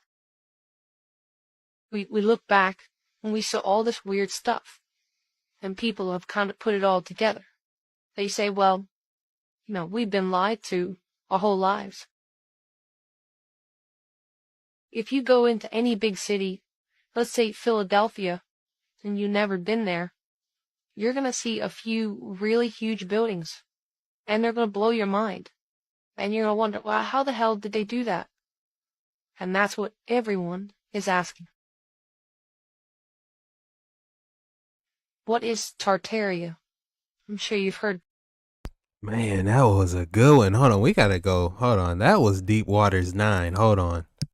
Oxygen levels at maximum. Welcome back, Jet. Please use caution. Hey, on that video, that one was Dark Waters 9 for real. They put it all together. They found them. Nobody knows how it was built, but all these major cities, they found them. We gotta go back. What did she say that they were looking for? Christopher Columbus came for? We gotta go back.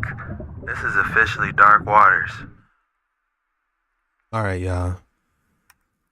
That last creepy, scary TikTok was pure Dark Waters. We are officially in Dark Waters 9. This is advanced darkness. So, nobody's going to tell us this, like she said. For entertainment purposes only, they just laid it all out. So, this reaction, we're going to go back through that video because a lot got through at us. I just let it play because I know you guys want to see the whole thing. But now we got past it. There was a lot being thrown at us in there, and we got to go back and dissect that. There's a couple things that really stood out. So yeah, we are officially in Darkness 9 Waters. So let's go. Let's dive back into this. So let's go. Buckle up.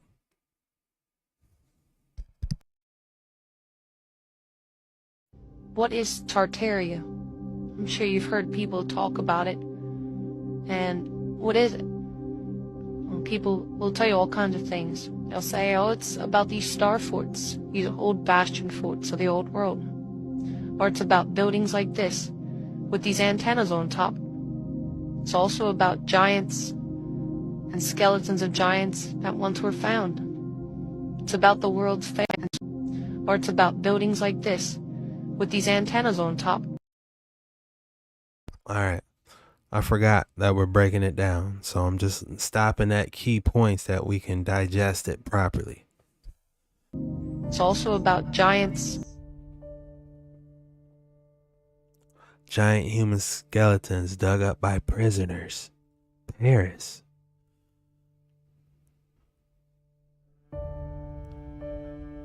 March 22nd. 3 humans' skeletons, each measuring more than 6 feet 6 inches in length, dating back to the 2000s, have been unearthed. So, if you're taller than 6 feet 7 inches, that make you a giant?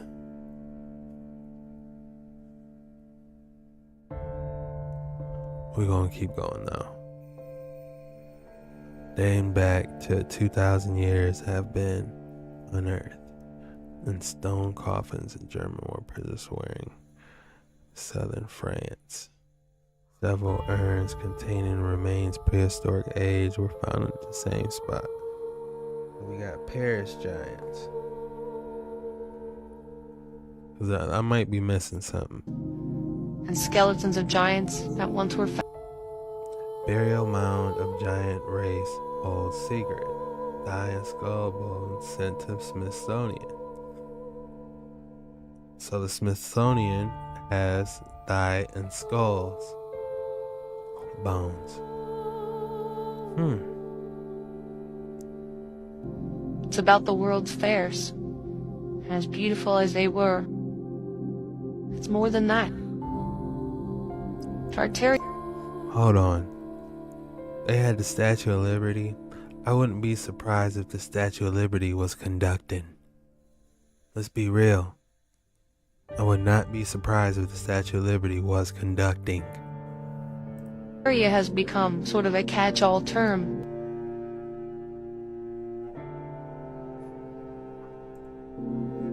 For pretty much everything in the old world that kind of doesn't make sense. Anyways, the theory is that a long time ago, there was another flood, a great mud flood of sorts, in the early 1800s, that basically wiped out everybody. Now some people say, oh, everybody survived.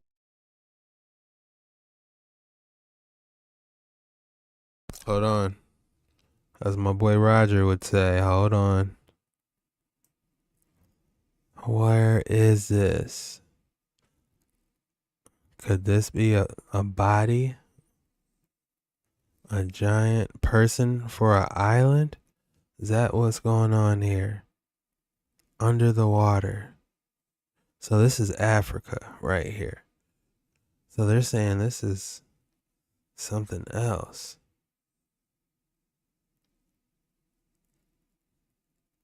Huh. That is interesting. Do to Butch? Here there's does that say Do to Butch? Oceans. So is this under the ocean? Or was this old lands? Are they trying to tell us about the flood? Or the mud flood here? This is interesting.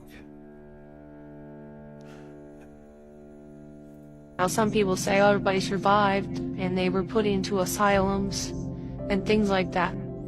Hold on, they move so quick. Rock bricks. Pointing to bricks. Red bricks. Remember a couple episodes ago, we were talking about those red bricks. Those same red bricks that was in the Disney castle. These red bricks were harnessing energy.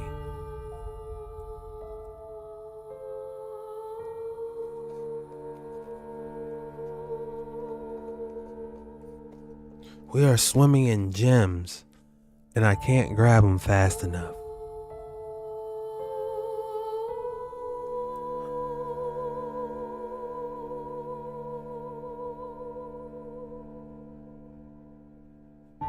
Oh, because this could be... Why would they say they carved it? Why would they say they carved it? And things like that. But either way, the general theory.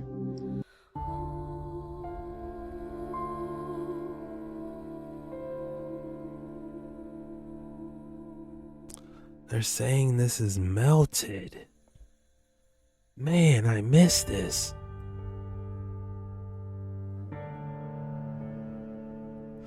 So they're using some type of technology to melt? Oh my goodness. It's all melted. That there was a bunch of people, the world was reset, and a new population. I wonder why that entrance is closed. Can we see inside there? We need to see what's inside there. They say the photographer's unknown.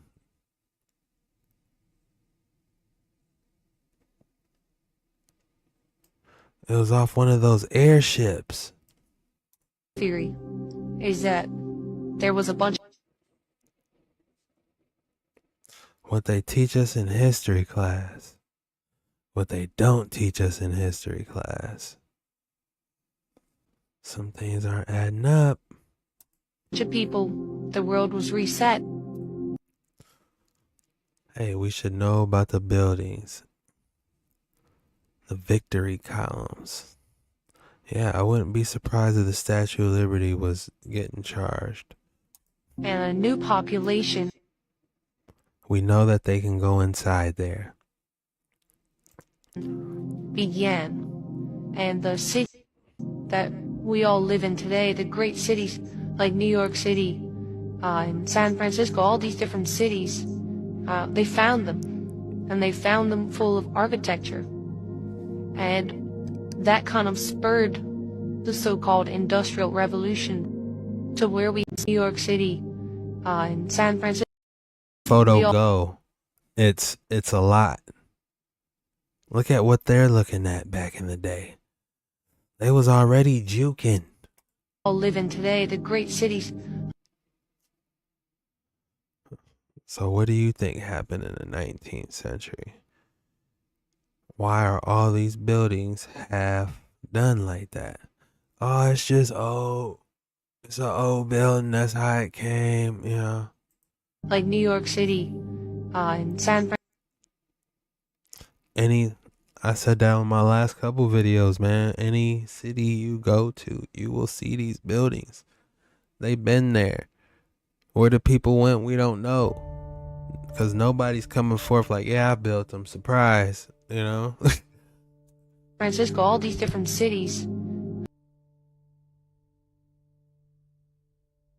They found them. And they found them full of architecture.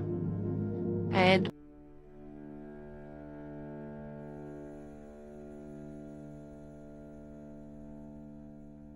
where is this? This is out cold.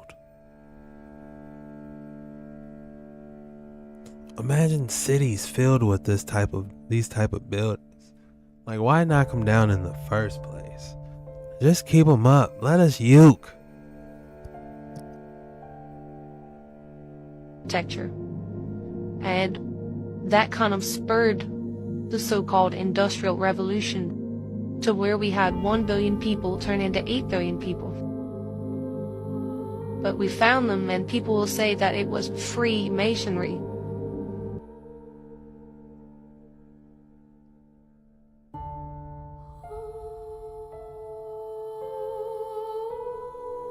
This chariot, man, they were on one, man. They probably just did that just to do it. You know? Industrial Revolution to where we had 1 billion people turn into 8 billion people. They taking our bridges. They're trying to redo the Yeah, they definitely couldn't have that. They said, oh yeah, we gotta redo that. Where is this? It looks like they just covered it up.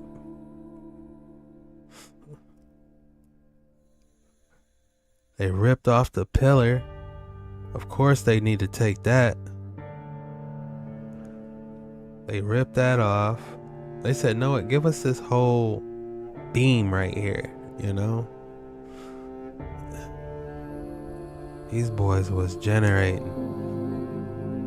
But we found them, and people will Where are the pipe organs at? say that it was free masonry. They said those cathedrals were used for healing centers.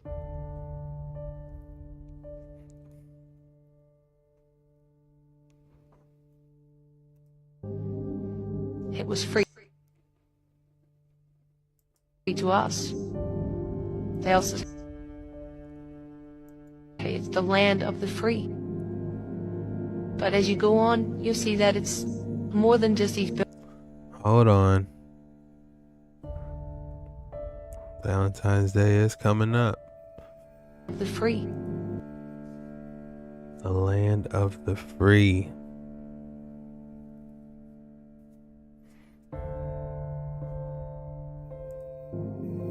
But as you go on,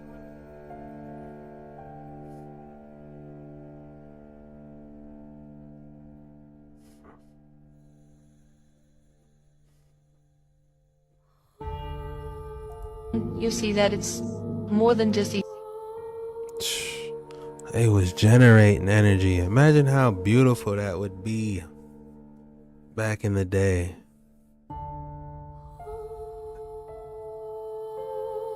Buildings. In the 1700s, we see pictures of them using Hold on, let's go back. I'm not done.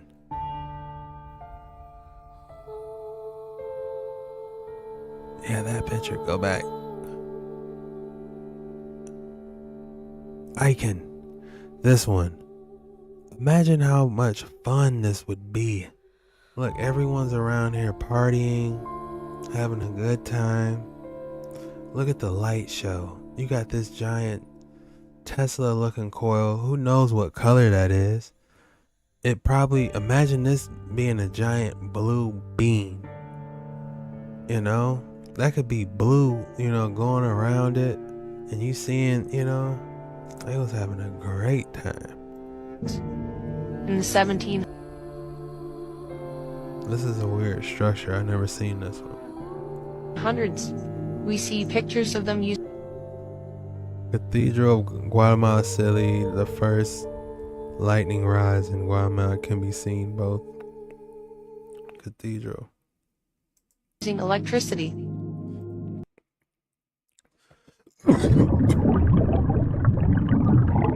Jet, are you okay? Your inhaler is on the left. Adding albuterol to climate. Submarine is now 90% oxygen, 10% albuterol.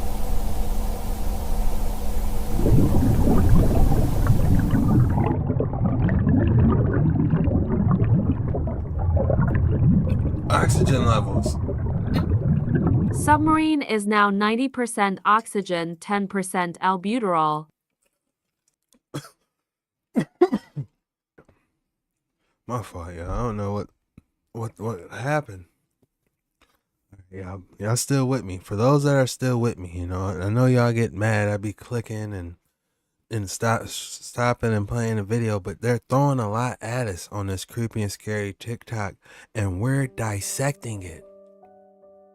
We are on these Darkness 9 waters, dissecting this. We got to get to the bottom of it. We're not even halfway there yet. So buckle up. Lock in. Beautiful. There's these lightning rods. Those rods, after this video, I found one that's still working, showing that it actually works. On the old buildings. That's why those pillars have those on the end. They weren't doing that just for looks. They were generating. And people will say, well, they were merely to catch the lightning. This is just so all fascinating to us. You know, you see those ancestry tests and all that. What's really going on? But others will say that they were used to collect the free energy in the atmosphere, and that our hidden past is full of this kind of stuff. Now, Well, that's what Australia. Talk to me. I know I got a lot of people in Australia that watch these videos. Talk to me. What's going on here? Y'all let me know something in the comments below. Do y'all really be viewing it like this? I mean, it looks similar, but just flipped around. I don't know. now there's more to it. Some people say Now, since we here, you know, they speak about the pillars that they forgot. And I believe there's there's a lot more than the pillars. But if we look at how big the pillars actually are, you know, imagine a giant right there faces Africa. Then their body would have to come all the way down here. You feel me? You got the legs right there, the arms just dangling, and you just got the face just, you know, because that's just, you know, on the side of Africa. So just let that sink in for a little bit. This isn't big enough. You would have to make Earth a lot bigger. You know, I might have to make a course on this. I've been thinking about it. Let me know if y'all would like to see a more in-depth, you know, maybe with like 3D modeling. I'll include, you know, pillars, you know, maybe some writing to support all this. Maybe some manuscripts, artifacts, you know. Who knows? If you guys would be interested in that, let me know. But yeah.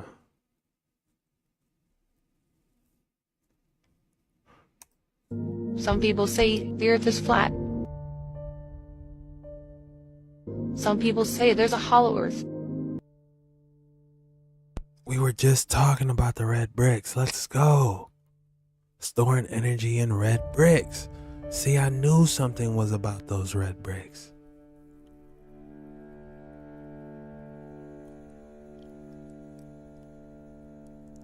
What type of red bricks, though? Were these mercury infused for entertainment purposes only? Don't come. It's over for your boy, man. Listen. We done found out what happened, what really happened, but please don't come for me. Storing energy in red bricks. These boys is getting reverse engineered, processed, and dissected through this entire clip. Everything's been a lie.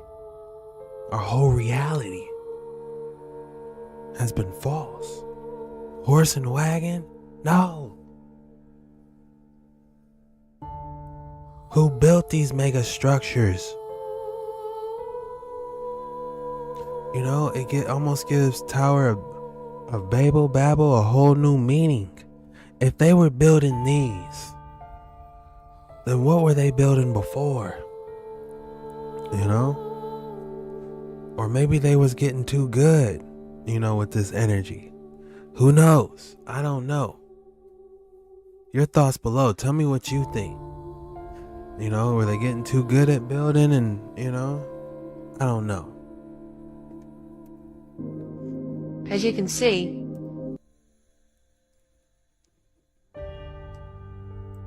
there's just a whole lot to Yep, you can make all that. it. But in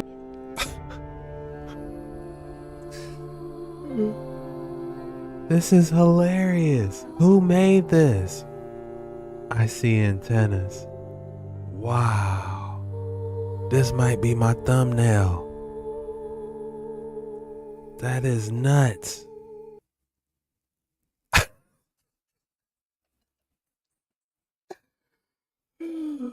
See, that's why we go back through these, because I missed this. Oh, man, that is hilarious to the core. Oh my goodness. I see intent. I need that on a shirt. Oh my goodness.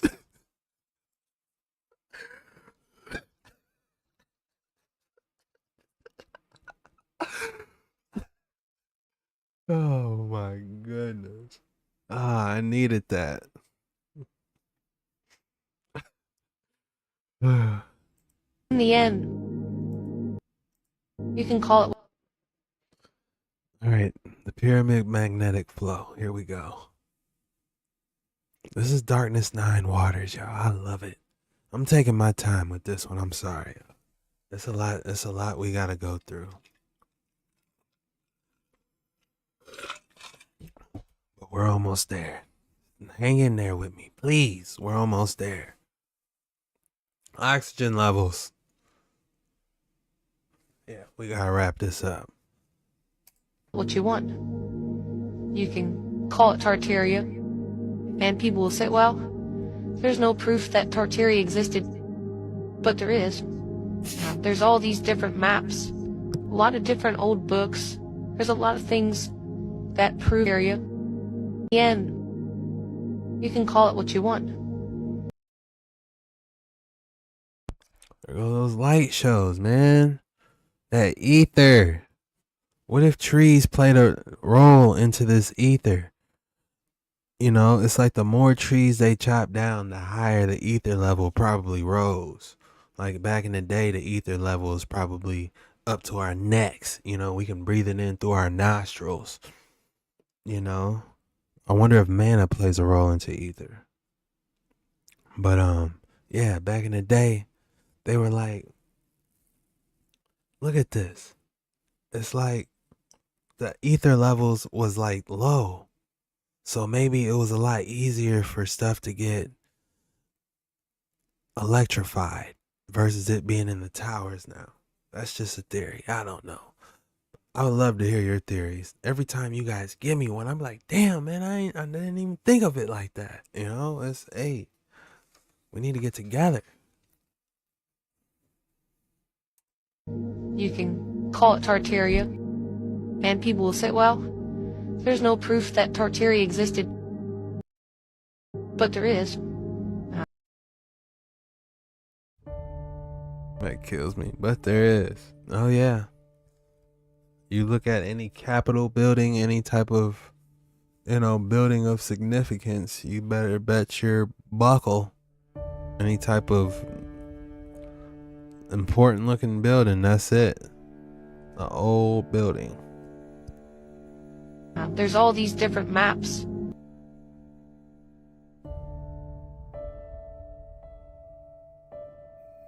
A lot of different old books.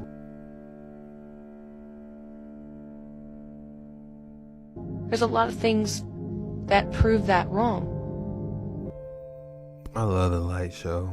I'm gonna find this book, y'all. Don't worry, I'm gonna find it. There was a Grand Khan of Tartaria. And guess what? What is the Grand Khan of Tartaria? Tartaria.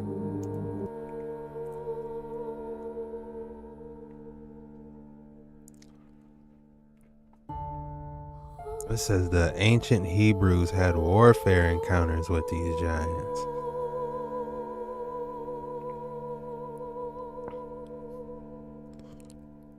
It's laid out.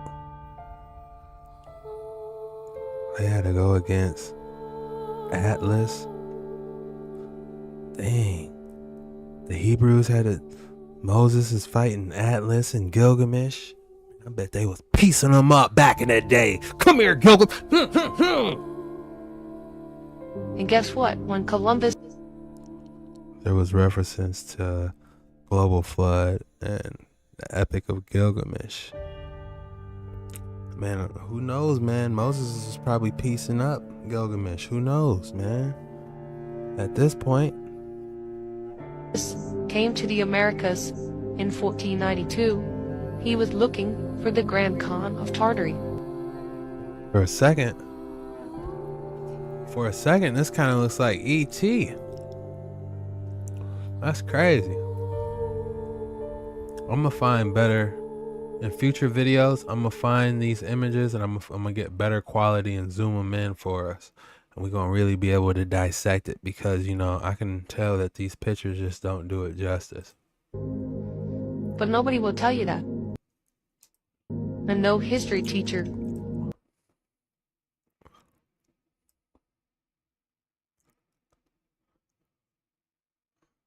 In 1492, he was looking for His story. That's crazy. They throw it right in our face. I was like, oh, you want to know history? His story. History. for the Grand Khan of Tartary. The Grand Khan of Tartary. That's what we need to do some more research on. Because what is that? Is that some type of super generator? But nobody will tell you.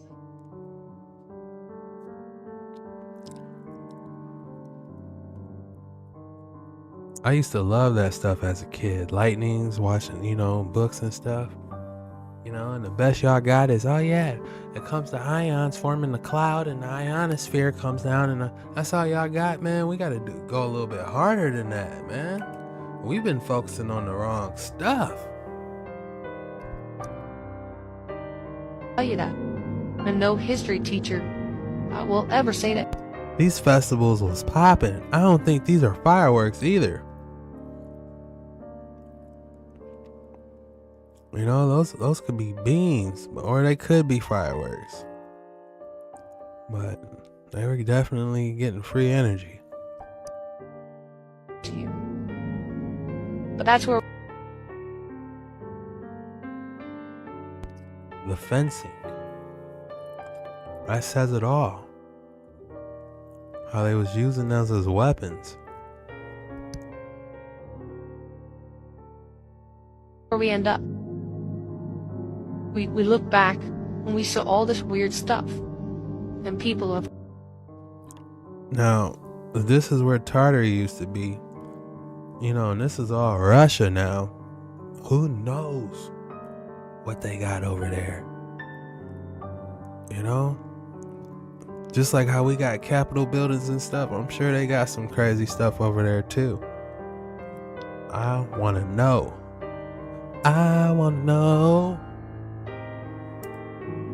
We look back and we saw all this weird stuff. And they say, well,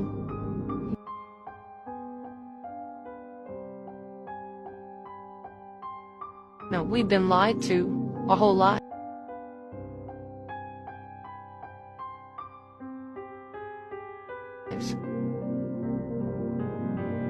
If you go into any big city,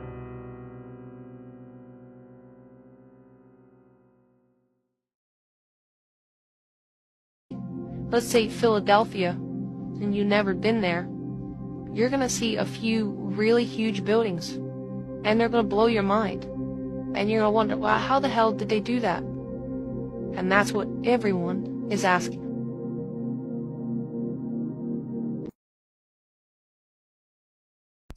Is that the Statue of Liberty?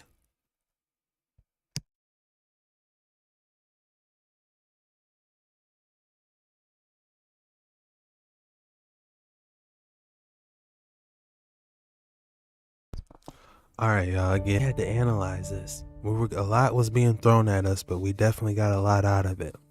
It seems like Christopher Columbus was looking for something, some type of grand scheme, some type of, it looked like some type of Tartarian generator. By the looks of it, that's what he was looking on these darkness water nines. Man, these waters is deep. All those buildings.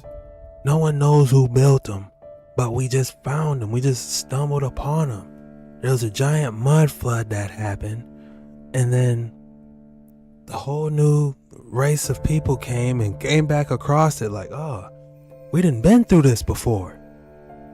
My question is, how many times have we been through this? There's an energy all around us. The free energy. energy of the atmosphere, and it's been called many other things. Chi, the nature's energy, a lot of things.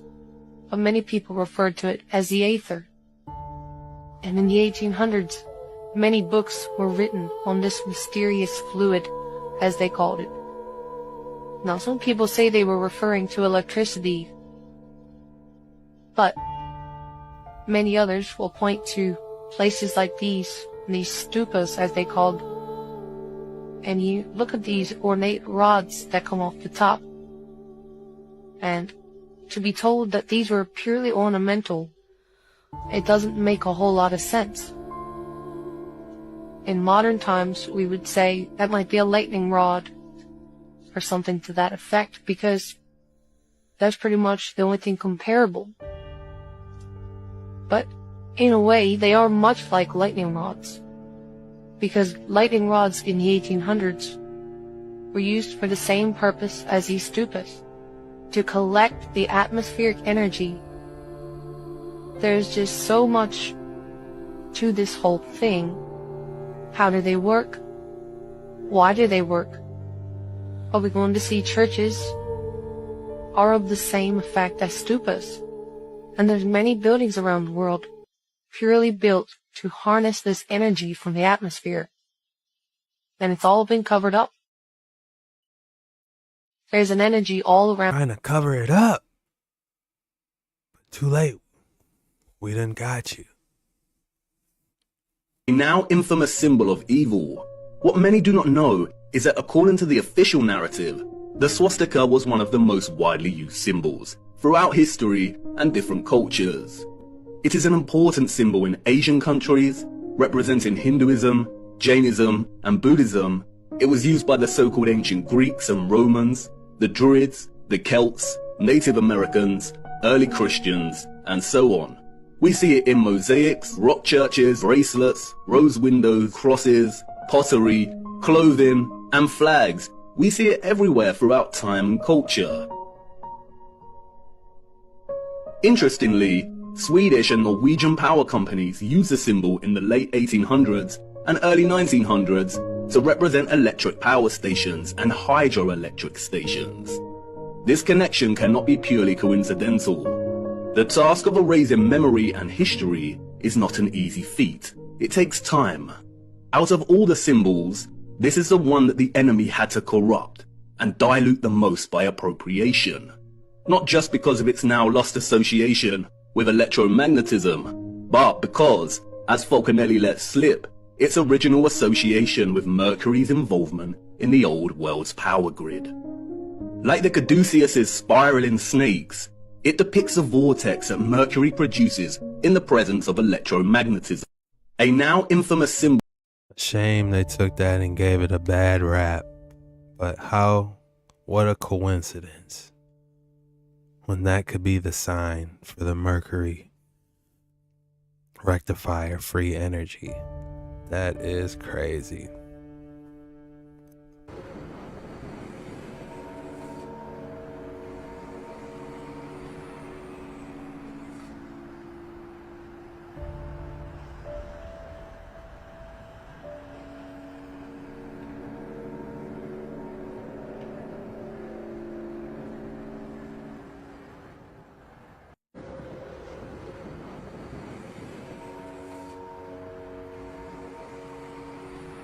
You guys hear the noise it's making?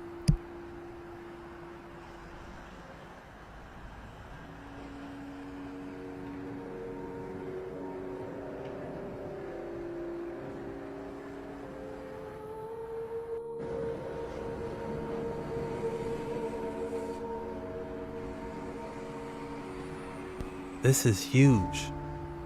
This is the last Iaether? Is that how you say it? I could be saying it wrong.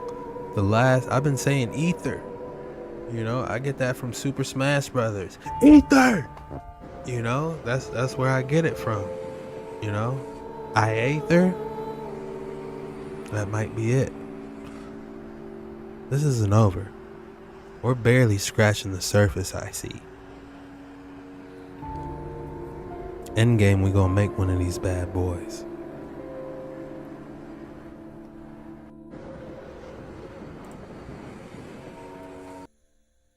bring your attention to some information that's being provided about Tartarians and the great cathedrals that were allegedly Gothic and Renaissance period, horse and buggy, yada yada. But they had these huge, massive fireplaces everywhere.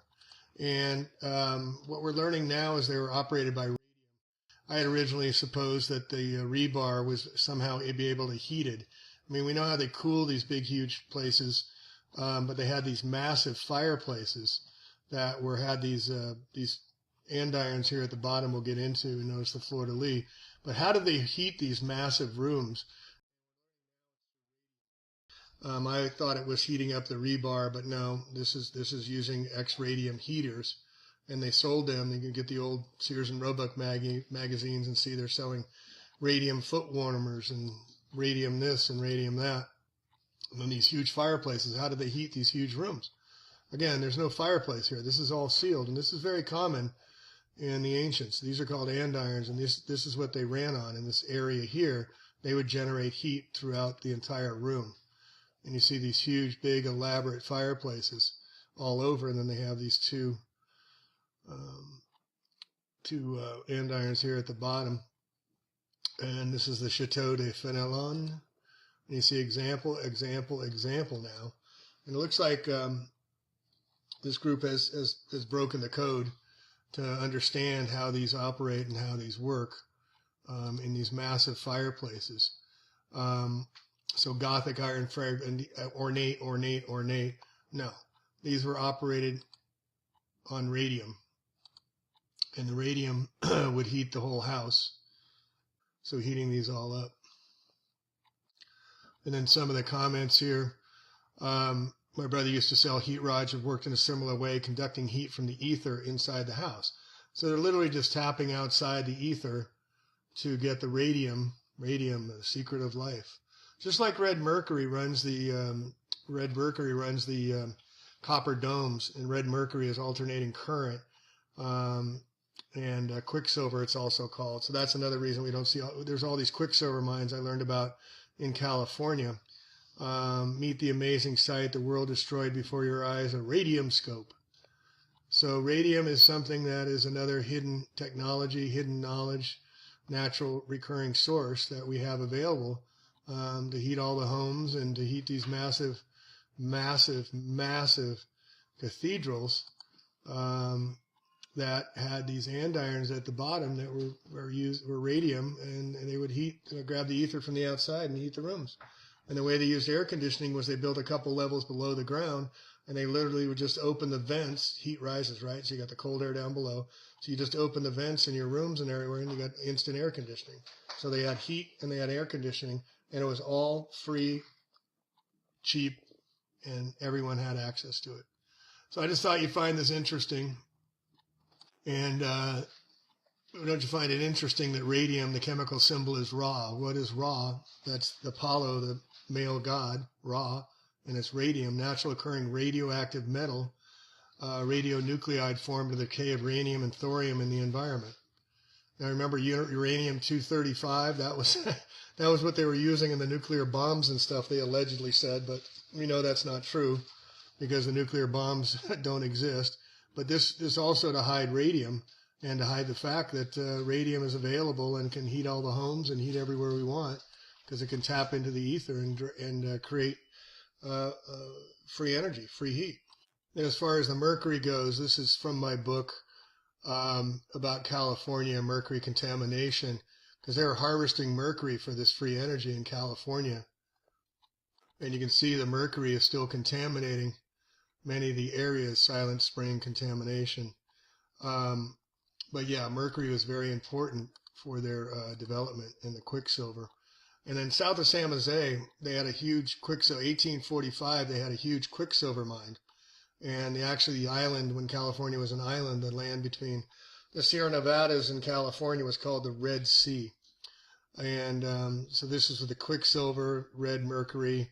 California mercury has produced roughly half the world's supply for the energy. And then you can see the quicksilvers here. So here's the antenna, the resonator, and then the red mercury. And mercury just with the heat, with energy, just moves, so it creates the alternating current And then you have the copper domes, and you have the magnets on each side, and voila, free energy for all, folks. Free energy for all.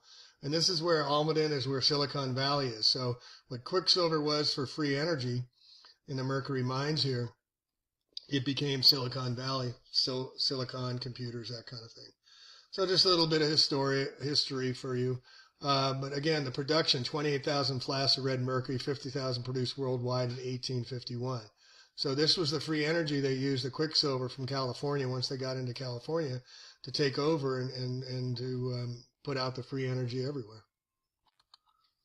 And here you can see, this is, I think, somewhere in China.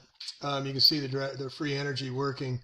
You see these collectors here at the top. They're being energized, and there's the energy harvesting from the ether, and they're bringing it down to Earth here, and you can just see the energy being fluctuated here in this picture. It zaps on and zaps off.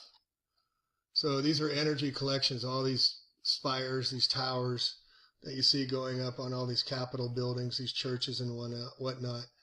These were free energy harvesting centers. And just to close, this is a residence that was built in 1880s in Eureka, California. And Eureka, I founded gold. So this mansion was built in the 1883s, and my son and I went up to Humboldt County, up to Eureka to check it out. So I'll just play this, but you can see where the free energy devices are also in these buildings back then. And then who had the craftsmanship to build this during the gold rush and the logging on top of it?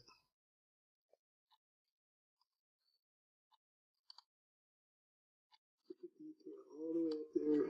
And you see the Wi-Fi, see that up there, Jackson? See the Wi-Fi? See the very top? I'm going to zoom in there. You see those wires sticking out? That's your free energy right there. That's your free energy right there. That's how they got the free energy for the buildings. That's how the Tartarians did it. Beautiful. And then I was just talking with this gentleman. Cool was that, actually seeing that building in China, actually harvesting the ether.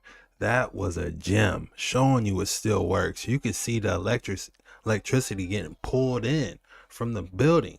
That's free energy for that entire building, and who knows how else. And I'll tell you another thing, all older buildings, you're all under suspect now. We're on to you. If it was an 1800 building and older, chances are that boy was generating energy. Look at the top, look at for the copper peaks, and look for that giant antenna. Even in your downtown homes, it can be an old home anywhere. I'm telling you, anywhere you look, an older home, chances are them boys was generating ether. Alright guys, we've been to a lot of different old world places on my channel, but I finally made my way into the actual Parthenon that most people actually think wasn't the real Parthenon, but I'm under a deeper inclination when you really look into the old world in and of itself. Here we have her, statue of Athena.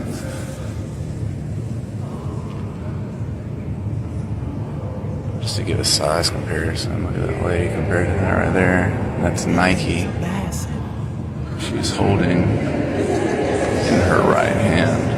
I love hearing all the people chatter around me talking about, you know, Greek gods and goddesses and all these different mainstream stories, but they're not even looking into the old world aspects whatsoever. They don't even really realize what they're looking at. Shield of Athena, 15 feet in diameter. It's hard to put that in perspective on this phone, but that thing is absolutely massive, guys. The structure in itself is just as impressive as Athena. The doors right there are perfectly balanced. See a gentleman standing next to him. They're locked right now, but perfectly balanced doors.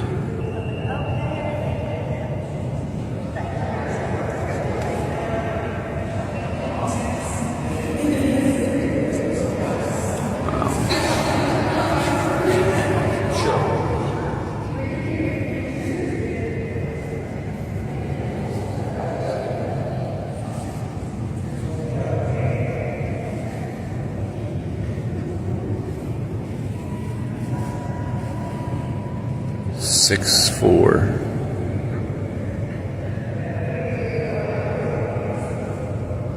That's how tall Nike is. Get some reference of how big that is. Is that made out of real gold?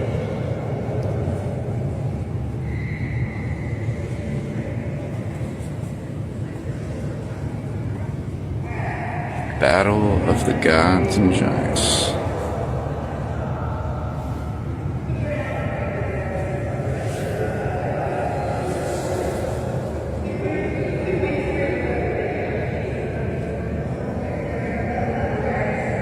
Tell you a lot without telling you a lot, right, guys?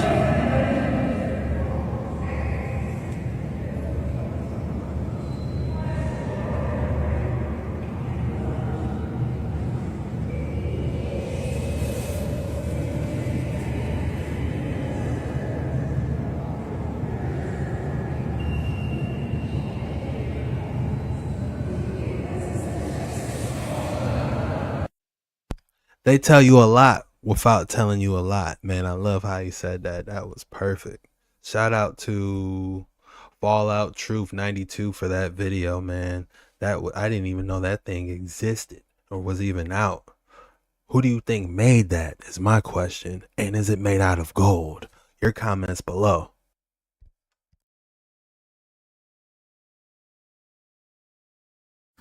So people, this is the golden statue. If you guys don't know what the golden statue is, and this is the first video you ever seen from your boy, the golden statue was actually in the World Fair. It was damn near the centerpiece. Where it's at now, I don't know. I think it's in Chicago, but this is a giant solid piece of gold statue. I wonder who made this one as well.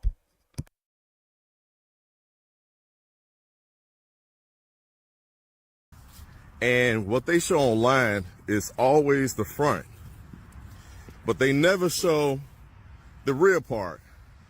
On the rear, if you look closely, it says the World's Columbian Exposition, authorized by Act of Congress and generously participated in by the nations of the earth, was held here in 1893 to celebrate the 400-year anniversary of the discovery of America. On this site stood the administration building. Now, why they use 400 years from 1492? Because 400 years celebrates the conquering of the last Moorish stronghold empire. Again, exposition meaning inquisition, conquest. So, but on the front of this is called the Republic. So people, this. All right, guys, this was the golden statue. I believe this is the World Fair, and this was way back. This is what he was talking about before. Let's check out these ancient photos.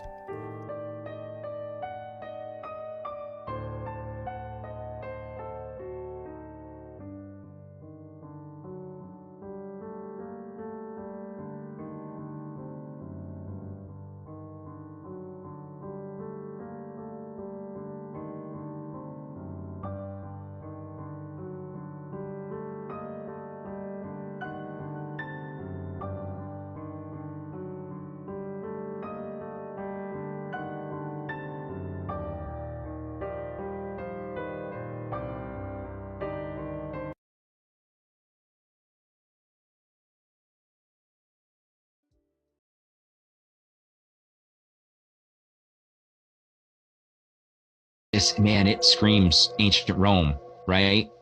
And that's what we're seeing is almost the passing of the torch from Rome to the new Rome, which is going to be America.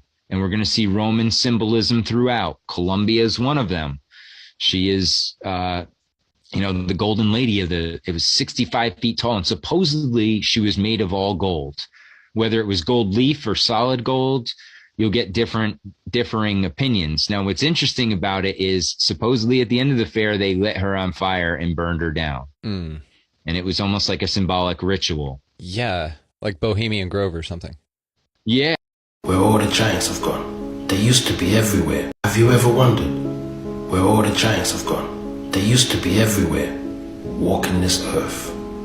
But now, you don't see them. Remember, there was a time where everything grew big due to the amount of oxygen that the giant trees used to produce. But as you know, they chopped them all down. And anybody still capable of growing big gets labeled with having a disease. They call it giantism.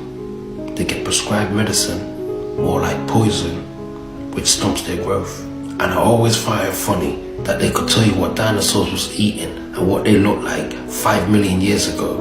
But like, was you even there though, bruv? And some of you may not be aware, but any so-called dinosaur bones that they do find, they only find pieces. Most of that skeleton what you see there are reconstructed, fake bones.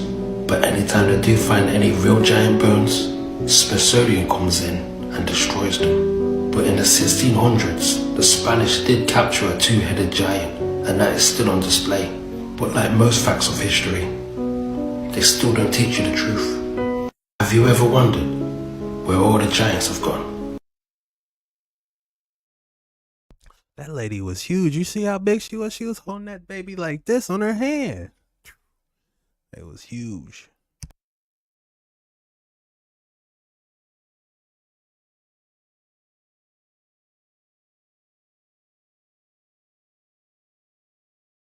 These airships was putting in work, I'm trying to tell you.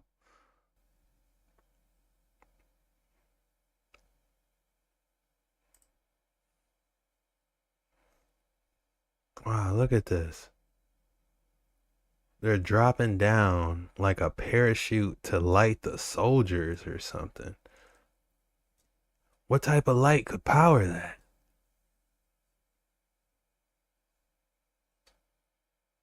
That is interesting.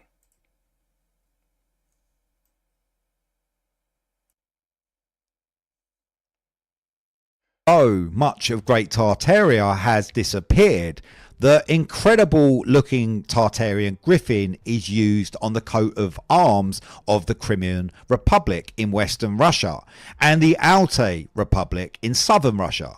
Additionally, the Tartarian griffin is used as the griffin flag for the town of Verkhyaya Pishima in the Sverdlovsk Oblast in Western Russia.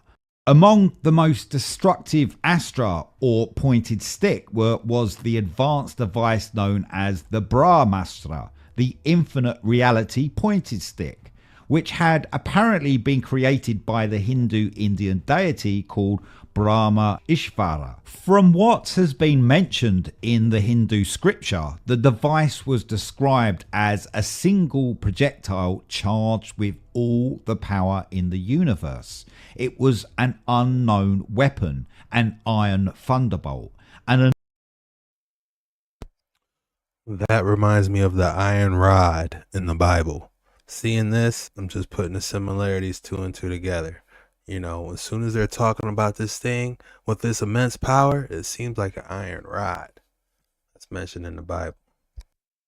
Enormous messenger of death, which reduced to ashes an entire race. There was neither a counterattack nor a defense that could stop it. Enthralled by the Bhagavad Gita, or Song from the Creator, the Vedic Hindu Indian scripture that was written around 1760 BC. Julius Robert Oppenheimer began Sanskrit studies so he could read the text in the Sanskrit language. While he was a professor before World War II, he has known to quote numerous passages from the Mahabharata, or Great Being Maintained. He would do this in every class lecture. The Great Exhibition. How intelligent was Oppenheimer? He learned the whole language just so he could translate the original manuscripts. That's what I want to do. I want to learn Paleo Hebrew so I can translate the old manuscripts myself. You know, that was intelligence. And I don't know if you guys seen the movie Oppenheimer.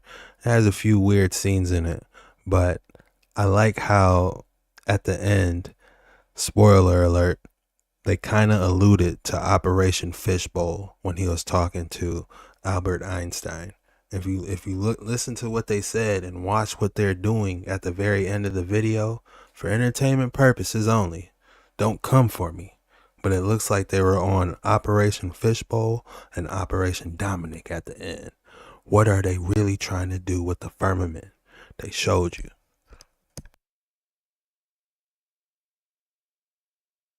Was to showcase the wonders of new technology. The Great Exhibition was to showcase the wonders of new technology. Hold on, I'm just going to catch you guys up a little bit. I did see this one before I watched it, but you guys heard of the old world fairs. Now, this was a giant exhibition that took place, and he's going to tell you where it took place, but it was in a different country or something. But anyways, this was a giant world fair that took place, but there was also a giant expedition.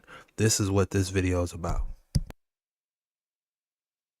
Industrial Revolution had made United Kingdom the world leaders in mass industrialisation. The Great Exhibition was held in Hyde Park, central London in 1851. Apparently, the construction of the Great Exhibition, or Crystal Palace Exhibition, began in 1850. Yet again, the vast and highly ornate structures were seemingly built very quickly and with tremendous efficiency, just like the other world fairs around the planet. The different plans and proposals were initiated from the 15th of March 1850, and construction was completed for the opening of the festival for the 1st of May 1851. History has been... Huge shout out to Zachary Denman for that content. If you guys want to check him out, I highly recommend you do so. His name is Zachary Denman. I'll put a link to his videos in the comments. Has been largely fabricated and is now a subject of mundane information which does not educate the masses. But the reason there is so much confusion, depression and sadness in the world is because we have been consistently deceived, and most do not even care, as they are so intensely programmed to accept the distortions and lies that are given to them. We have been educated with what someone wants us to believe, but not what we are supposed to factually believe, which is the truth. A lot of individuals have lost themselves and forgotten who they actually are. So by remembering what these buildings were truly used for by the Tartarians or the old world, we can begin to remember our true potential. So the question is, what actually was Great Tartaria? Well, it was two things. One, it was a geographic delineated landmass, which was predominantly across northern Russia. And that would include the Kola Peninsula, which is where the Murmansk Oblast is today in northwestern Russia. And obviously the polar Ural Mountains, the northern Ural Mountains of north central Russia, and the Yakutsk Peninsula, right the way northward from the Sea of Japan up in northeastern Russia, and obviously including Siberia, that the far Russian east, as it's known today. So it was a vast geographic extent and expanse. And at the same time as that, it was also a culturally based civilization. So Great Tartaria in terms of the Tartarian architecture, its music, the various processes they used. Because it would seem they go back to as far as like when the Vimanas and the old texts and these old technologies that were around. So tell us more. I think if you go back to what history won't accept is the unofficial founding date of the development and the emergence of Great Tartaria on the 16th of February 458 BC, and then its actual further scientific development, really, which was the time when many of these rudimentary airships were actually starting to be commercially manufactured across Great Tartaria in northern Russia from the 4th of October 1586. So, during that time, we're talking about the medieval period. In terms of what Western science is going to say, they're going to say that's absolute nonsense, that's ludicrous conspiracy theories. So if we look over the span of generations, many of these Nordic Tartarians or Tartarian Aryans constructed the luminescent cities such as Molgom, Bayada, Kambulik, and Bargu in northern Tartaria. And the scientists in those various cities were manufacturing the Somatic-based occult technology. So obviously this was for healing purposes, and the healing temples that were eventually repurposed as chapels, churches, and cathedrals, not just in parts of what is the Russian Federation today, but across the Caucasus region, Eastern Europe, Western. Guys, I try not to stop it, but did you see that last building? Caucasus region, Eastern Europe, Western Europe, North America, Latin. This is incredible too, man.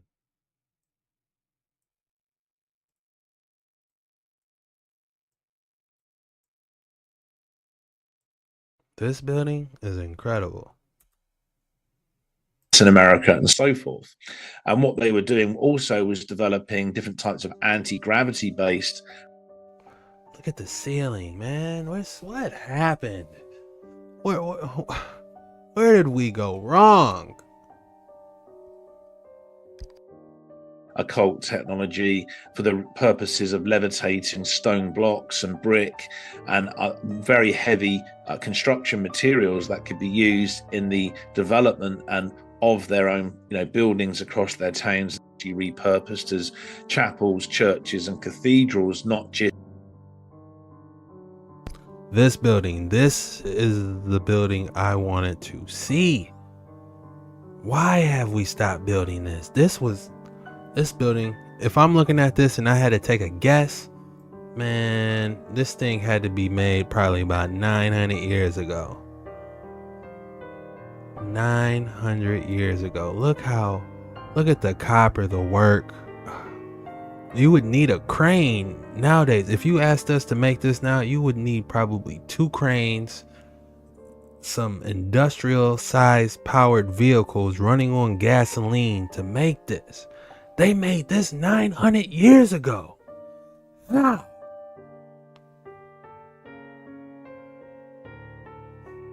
Look at how tiny the people are. So for something this massive, it blows my mind. Either they had they were using some type of vibration to levitate these pieces, either that, or they had a portal that they were transferring the pieces. But even if they had the portal, how could they place pieces on top? So they had to have a portal and some type of levitation technology. They had to have a portal and some type of levitation technology. And it had to be a giant for entertainment purposes only. You would need 2 big boys to be like, all right, man, y'all want this here? All right. Set it there. I don't know. Nobody knows. You got all these people trying to dissect and figure this out, talking about Tartaria. Nobody knows how this stuff got built. And it was done fast. It's not like they're like, all right, we can take our time with chisel, stack a whole bunch of blocks together as best we can and chisel this out. No, this was done in 6 months. Federation today, but across the Caucasus region, Eastern Europe, Western Europe, North America, Latin America, and so forth. And what they were doing also was developing different types of anti-gravity based occult technology for the purposes of levitating stone blocks and brick and very heavy construction materials that could be used in the development. And I gotta talk to this dude, Stefan Denman, writer/researcher.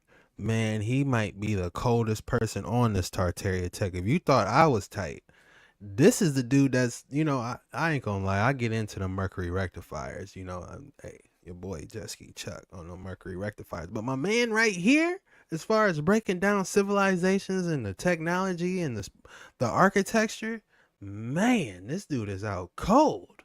We need to get a live going or something. Where is he? Of their own, buildings across their towns and cities.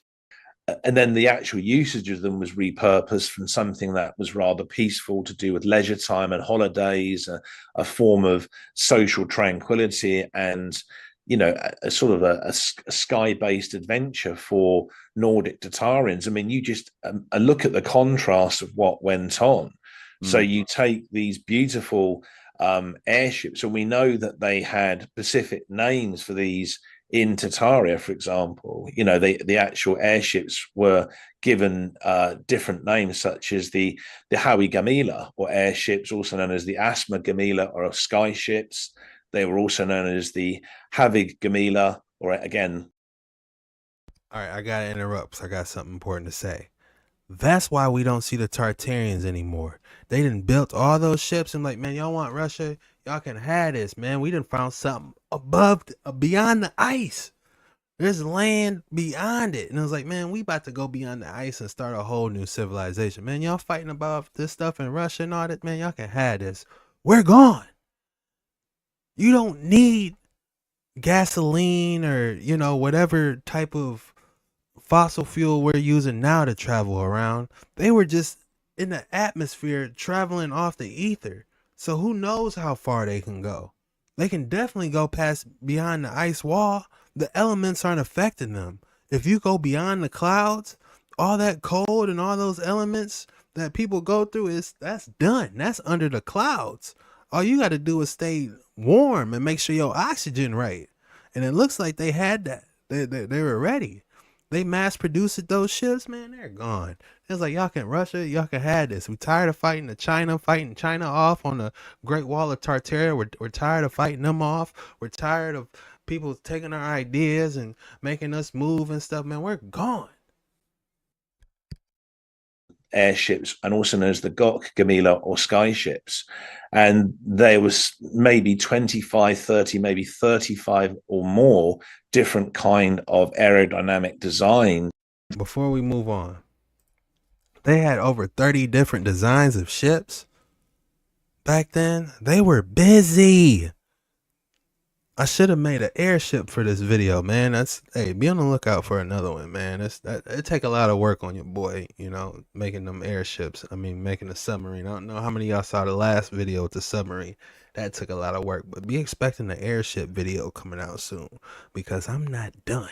You guys said they have 25 different styles of airships. Oh, we're going to find them. Not on this episode, but best believe on another episode, we're going to dive in on those.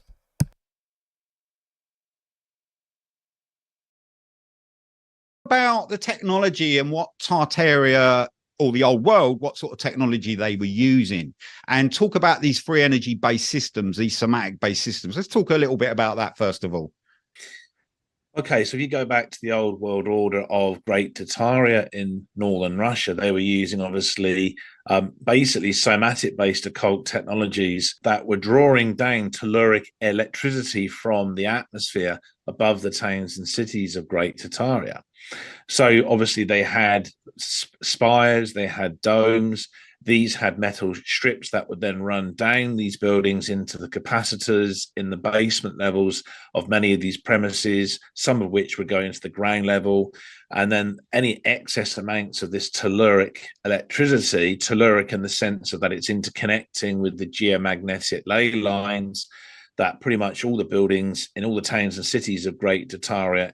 But then you take a look, for example, at the work of Leonardo da Vinci and what you were discussing with the various drawings that he did. Where did that come from? I mean, he had a drawing of what appeared to be a helicopter and I think a submarine as well. So where did that? That's right. Yeah, you did. Yeah, where did that information come from? Well, you have to remember the Jesuit order of the Roman Catholic Church and the Vatican City State in Italy was fully part, obviously, what went on in Central America and South America with the Spanish conquistadors, and the various European monarchs. And that was really about removing occult technology that had been commonplace amongst the Aztecs and the Inca and the Toltecs and the Mayans. And obviously what went on, in South America was very similar, especially in countries like Brazil and Argentina and Chile.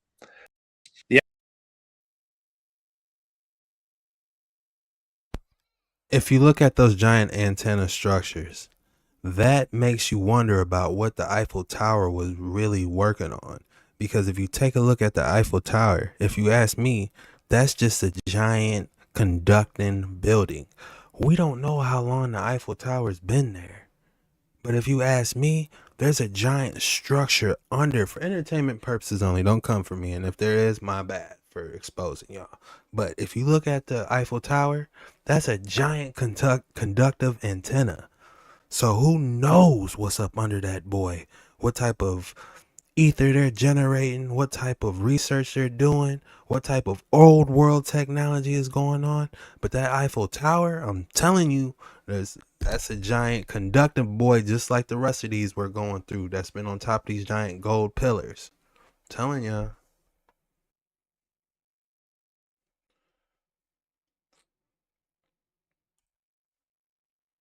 The actual crystal glass windows in these somatic-based healing temples also use refined macrocrystalline substances that included diaphanite, which is also known as clear quartz, amethyst, which is known as also purple quartz, galazine, which is also known as blue quartz, coconite, which is also known as red quartz, or most people will recognize as ruby. You also have citrine, which is also called yellow quartz. You have galactodite, which is also known as milky quartz, rosine, which is known as pink quartz, and lastly, prasiolite, which is known as green quartz. So they were experts in the use of a purified crystallic production in order to create these beautifully perfected and very ornate geometric colored stained glass windows to ensure specific types of wavelengths of photons or light. But what we know is that there were actually the archaeological. This dude is spitting. This is sacred wisdom for real. Shout out to the Sacred Wisdom podcast. My man right here, he is cutting up. He's letting it all go. Remains of Hyperborean pyramids that have been found, by the way, by various Russian archaeologists and other researchers in the Russian Federation, in that area around the perimeter of the Gobi Desert. So we know that these Hyperborean pyramids, they were granite based, they were known as the Shining Pyramids. They existed there, or crystal pyramids, and we had to remember the word crystal from kristallos in the Greek language actually means solidified light or frozen light. That's actually its etymology, and that's really what a crystal is. It's literally like light that is almost slowed down and captured in some kind of rudimentary geometric structure. So these pyramids were generating huge amounts of transmitted telluric electricity. They were basically power-based, but Western science does not want to accept. Did you hear that? He said telluric electricity. I never heard that before. Except that there was some kind of Arctic North Polar region based civilization that we can call Hyperborea, where there was an eternal spring, which really meant there was a 12-month all year round temperate climate. There wasn't sub-zero temperatures. They didn't have a distinct 12-month period with spring and summer and autumn and winter. We know that the Hyperboreans, were connected to what were known as the Hyperborean giants, or the Cyclopean giants of Hyperborea. So we have to postulate the idea, were the actual forefathers and foremothers of the Nordic Hyperboreans, were they 12 foot to 14 foot high, Hyperborean giants? Polar region based civilization that we can call Hyperborea. I wanted to rewind this because he showed some important stuff I never seen in high quality. If we fast forward to this building right here, shout out to Cultivate the Elect. I remember him showing a creepy and scary TikTok where they were referring to these as actual portals. So who knows what type of technology that they were generating to make these become portals. Where was the other portal to? I don't know. You know, but they were calling these bad boys portals. Don't take my word for it. I'm not trying to waste your time. Look it up. These creepy and scary TikToks they will change your reality. I'm not going to lie. I won't go by all of you. Go downtown and start looking at them buildings and look at the tops of them. You're going to be like, man, that was an ancient Tartarian building. Somebody that has, at least is the archetype, that has the archistructure of an old Tartarian building with the Greek pillars and the fancy art on the top. And then normally it's a copper dome with some type of electricity right there. That's the blueprint. And they everywhere. It's low key with it. They done got rid of most of them, but I'm telling you, if you go downtown, all of you, it don't matter where you live at, I guarantee you there's going to be at least one or two of those buildings. Capitol buildings. This is for entertainment purposes, but the Capitol buildings, any type of legislative building, any type of, building that you don't want to go to handle work. So I think that's the vibe they're trying to give off. Oh, these people are just going to go and get their work handled. They're not going to really care about what the scenery looks like. Like that door on Kansas. I'll go back and show you that door at Kansas, those two giant doors in Kansas. People walk right past those two giant doors all the time. And let's go to it, man. Because I don't know. Some of y'all returning viewers, some of y'all new. I'm trying to catch y'all up, man. Let's go back. Shout out to Cultivate the Elect. While we were on this topic, on Tartaria, we're talking about the portal buildings. This is what I'm talking about. Look at that detail. I mean, can you really believe that these things were built up that fast? And they just kept throwing up buildings.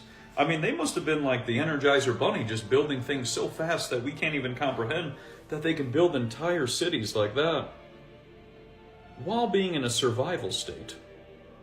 And somebody just said the Palace of Fine Arts. Yes, that's what that was. And here you go. Another San Francisco. Looks exactly like Chicago, looks exactly like St. Louis, exactly like New York City, exactly like South Carolina, the people who attended. Got all those people. I mean, look at that. These are massive buildings. And what's interesting is when you go through this book, you see that all of those buildings are called portals. Portals of this, portals of that, portals of this, portals of that. The name portal is very common. And all of these things, when you start to look at the design in all of these cities, they do look somewhat like portals where you would go and you would kind of go through something. So you have to sit there and go, when you look at the history lessons in which we have been sold with horse and wagon, that's not the timeline in which was taking place at this time. But then, as they destroyed a lot of stuff, then they started teaching us something new. That a bunch of people on horse and wagon were just roaming across, building across the frontier from another. There's definitely some validity, a lot of validity, if you ask me personally, that what he's talking about and what's adding on up to this Tartaria. Shout out to Cultivate the Elect. Now there's another building. There's something else I was alluding to. The ancient Tartarian buildings in everyone's town and cities. They're there. Trust me. Like, people ignore them all the time. They walk right by them because it's normally an important building that you don't want to be there long. You got to handle business. You're not really going to pay attention to the surroundings like that. Or they just why they chose those buildings, I don't know. But let me show you what I'm talking about. All right, guys, I got a treat for you. It took me a little bit to find this video. This door shows you how these old Tartarian buildings are thrown right in front of your face in your own hometown. I don't care where you live. You name it, I guarantee you're gonna find at least one or two of these buildings in your home city. Look at this, for example. They throw it right in front of your face. 10th and Baltimore here in Kansas City in the downtown, and right behind me is the building. It says at the top over the entrance, New England National Bank. And I'm going to turn around, and this building is right across from the historic library and straight up the street from a really incredible building. But I want to stay onto this building right now because The front door is amazing. You can see, of course, we've got a lower level here and an angled level as the street goes along.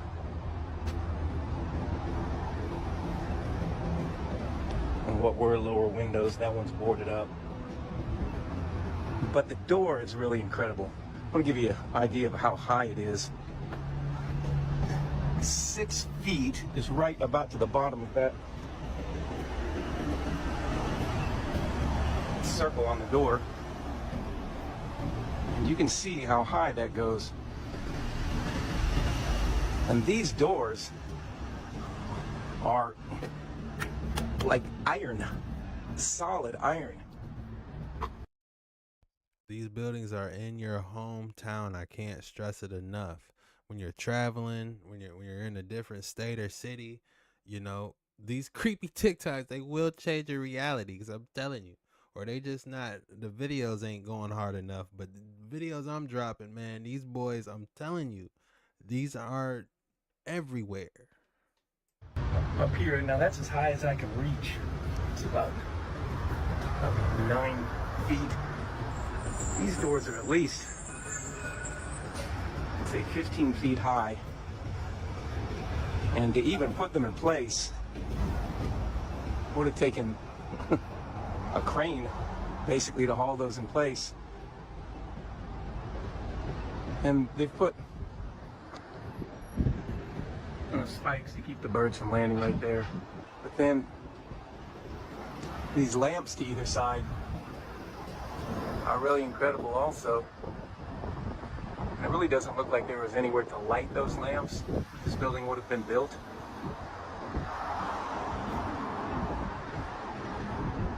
On the notion that they were gas lit, that you would have had to light This is what every they night. need to be teaching in schools.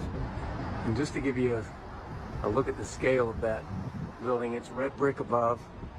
This is obviously a facade that's been put on down below.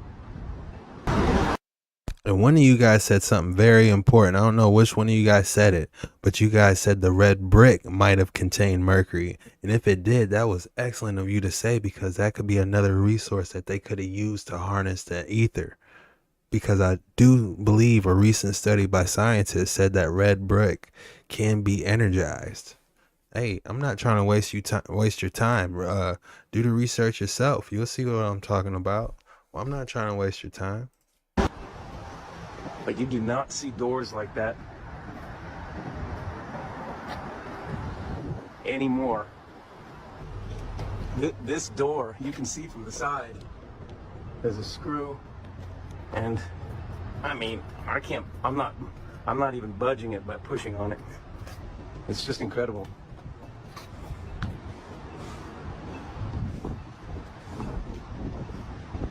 Then straight across the street, it's the incredible library, which says First National Bank, with a massive safe in the basement. And the interesting thing about the door on it is it looks like it originally had doors like that also. Well, they're still there. But that the inner part, the ones that they utilize now, are just makeshift doors that were put there later. Because these doors are the same. And I would say that they're even taller. And you can see this that I'm holding right there weighs, probably over 15 pounds. Just that. And the feel of that door Thing is solid. feels like it would weigh maybe 1,000. You ever look at that door? These doors are incredible. Well, pick that up and feel. You hear him? He said, you ever look at that door? This is the whole reason I played this video. Because look at this dude. He walks right past it like it's nobody's business. People just don't care. They like, man, I'm trying to I don't even know what I'm going to eat today. I got bills I got to pay, rent's due.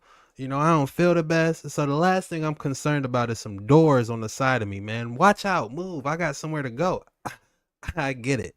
But hey, you've been lied to. It's an important lie that's going on here. You know, they're lying to us. what, 3 inches, 4 inches wide. What do you think it's made out of? Brass. There's brass. Look at that. It is. Look, it's shining out. There's brass. That's straight brass. Just this doorway. How could they ever manufacture this in a time when they say they only had a horse and a buggy? Or build this building? Yeah. Oh yeah. I'm always fascinated. What do you say? See that door across the street? I would love to hear explanation. If you think you know it, and you know that well technically they had a horse and buggy and a lever pull system that was able to winch the door up on one side. 10 people use their strength together to use the pulley and rope system, and then we got it perfectly. Hey, you can miss me with all that, but I'd love to hear you try and see how humans could have possibly did it on horse and buggy technology. Go look at it closely. I've never noticed that, but I've never shown that architecture. You want me to tell you a secret? Sure. There's those that say. I never noticed that. Look how he got closer. He was like, "Sure. What was the secret?" But I look around. I tried to, but that's. You never down there. Oh yeah. Oh wow. Wow. Oh, I love the city. I was born here 61 years ago. You want me to tell you a secret? Yeah. There's those that say that these buildings have been here for hundreds and hundreds and hundreds of years, and that there was a flood that came in of mud that covered them up, and that's why you see windows on the sidewalk that went lower. Originally, they were much higher. You know, that could be. Oh, shoot. Well, I don't know. See, look, you see that lady walking by? She probably just was being polite, trying to get out the way, but people don't think twice. They got other stuff they worried about. These giant doors on the side of this building, boy, move. I don't got time for that. What do you think about that? Because you look at up there. I mean, look, every so many feet, there's count. They can't even build. They can't even build that now. You're right. All right, y'all. Sorry, I went on a little rant tangent. We went sideways a little bit talking about the portals and the Kansas door. My bad. I get excited, but it was an important fact that I was trying to bring and show you guys. But let's continue on with this creepy and scary TikTok reaction video.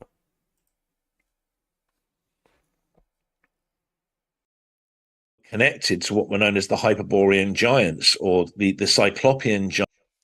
Damn, this video is already an hour long. Man, I wasn't trying to make these boys long, man. I'm trying to do 25, 26, 27-minute boys like everyone else, man. But, you know, we be on these waters. And once we get on these waters, it is no turning back. Giants. I don't do 1 hour, to everyone watching these, I don't do 1 hour videos on purpose. That's just how they end up. We got some stuff we got to get off our chest, man. Of Hyperborea.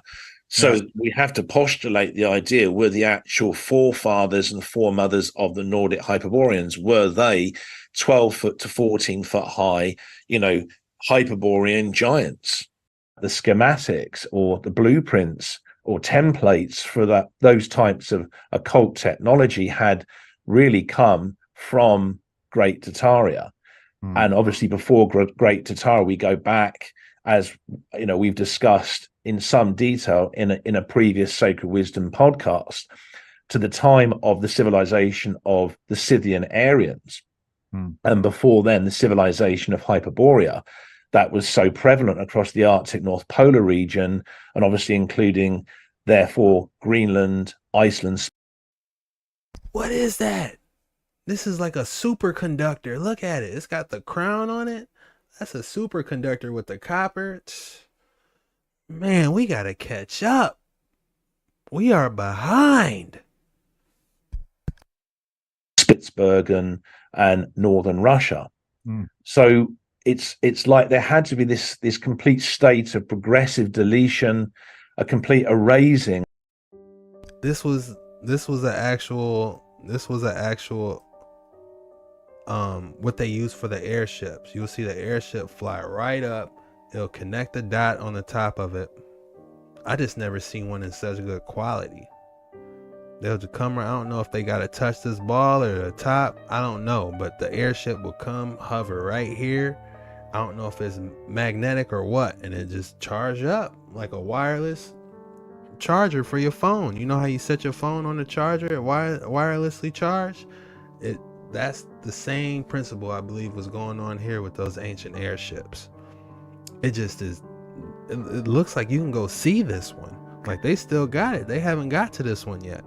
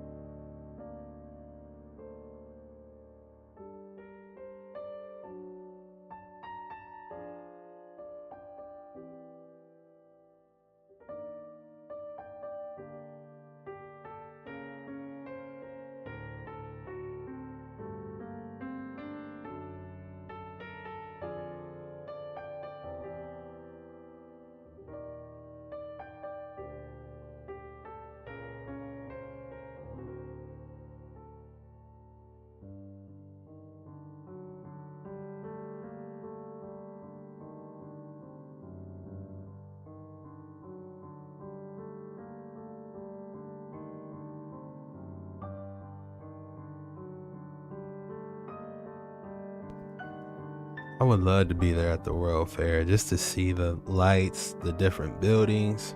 What do we have to look forward now? You know, besides kicking in with family and, you know, events, we don't got no World Fairs popping off. Best we got is Cedar Point. We got zoos. We got museums, you know. Look at that, man. How tight would that be to walk around with your family holding hands, eating exotic foods? You know, it's just, I'm starting to believe we're definitely going backwards now. You know, I used to think, oh man, these new computers, these new cars, you know, how cool. Nah, that ain't it, bro. We are officially going backwards, my guy.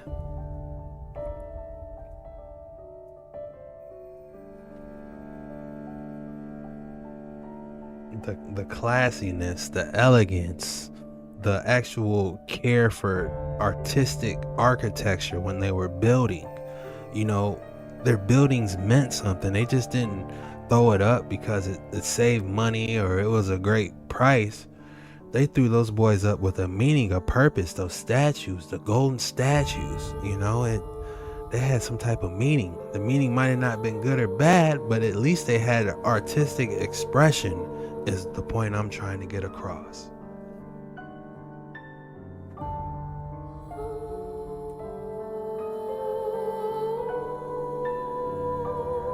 Oh, that was crazy. Yeah, this is AI.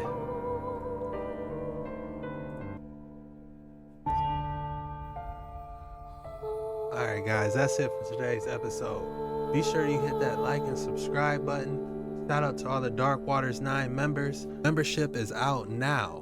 You can get your membership, and each month that you become a member shows how long you become a member, and it stacks up. So that's pretty cool to see the progression levels on the membership. Shout out to everyone that's watching these videos daily. I'm trying to pop these out. If you made it all the way through this video, this premiere, definitely some words of encouragement, likes. Make sure you're subscribed if you've been watching these and you find an enjoyment. Thank you. I do these often, and I'm going to try to go live soon. And I just thank you guys for taking the time to be with me, and I'll see you guys on the next one. Peace out. All praises to the Most High.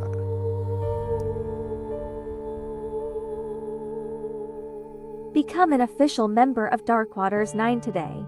Thank you everyone from Jet Ski Chuck CEO and founder of Dark Waters 9. Have a great Friday and keep your head on a swivel.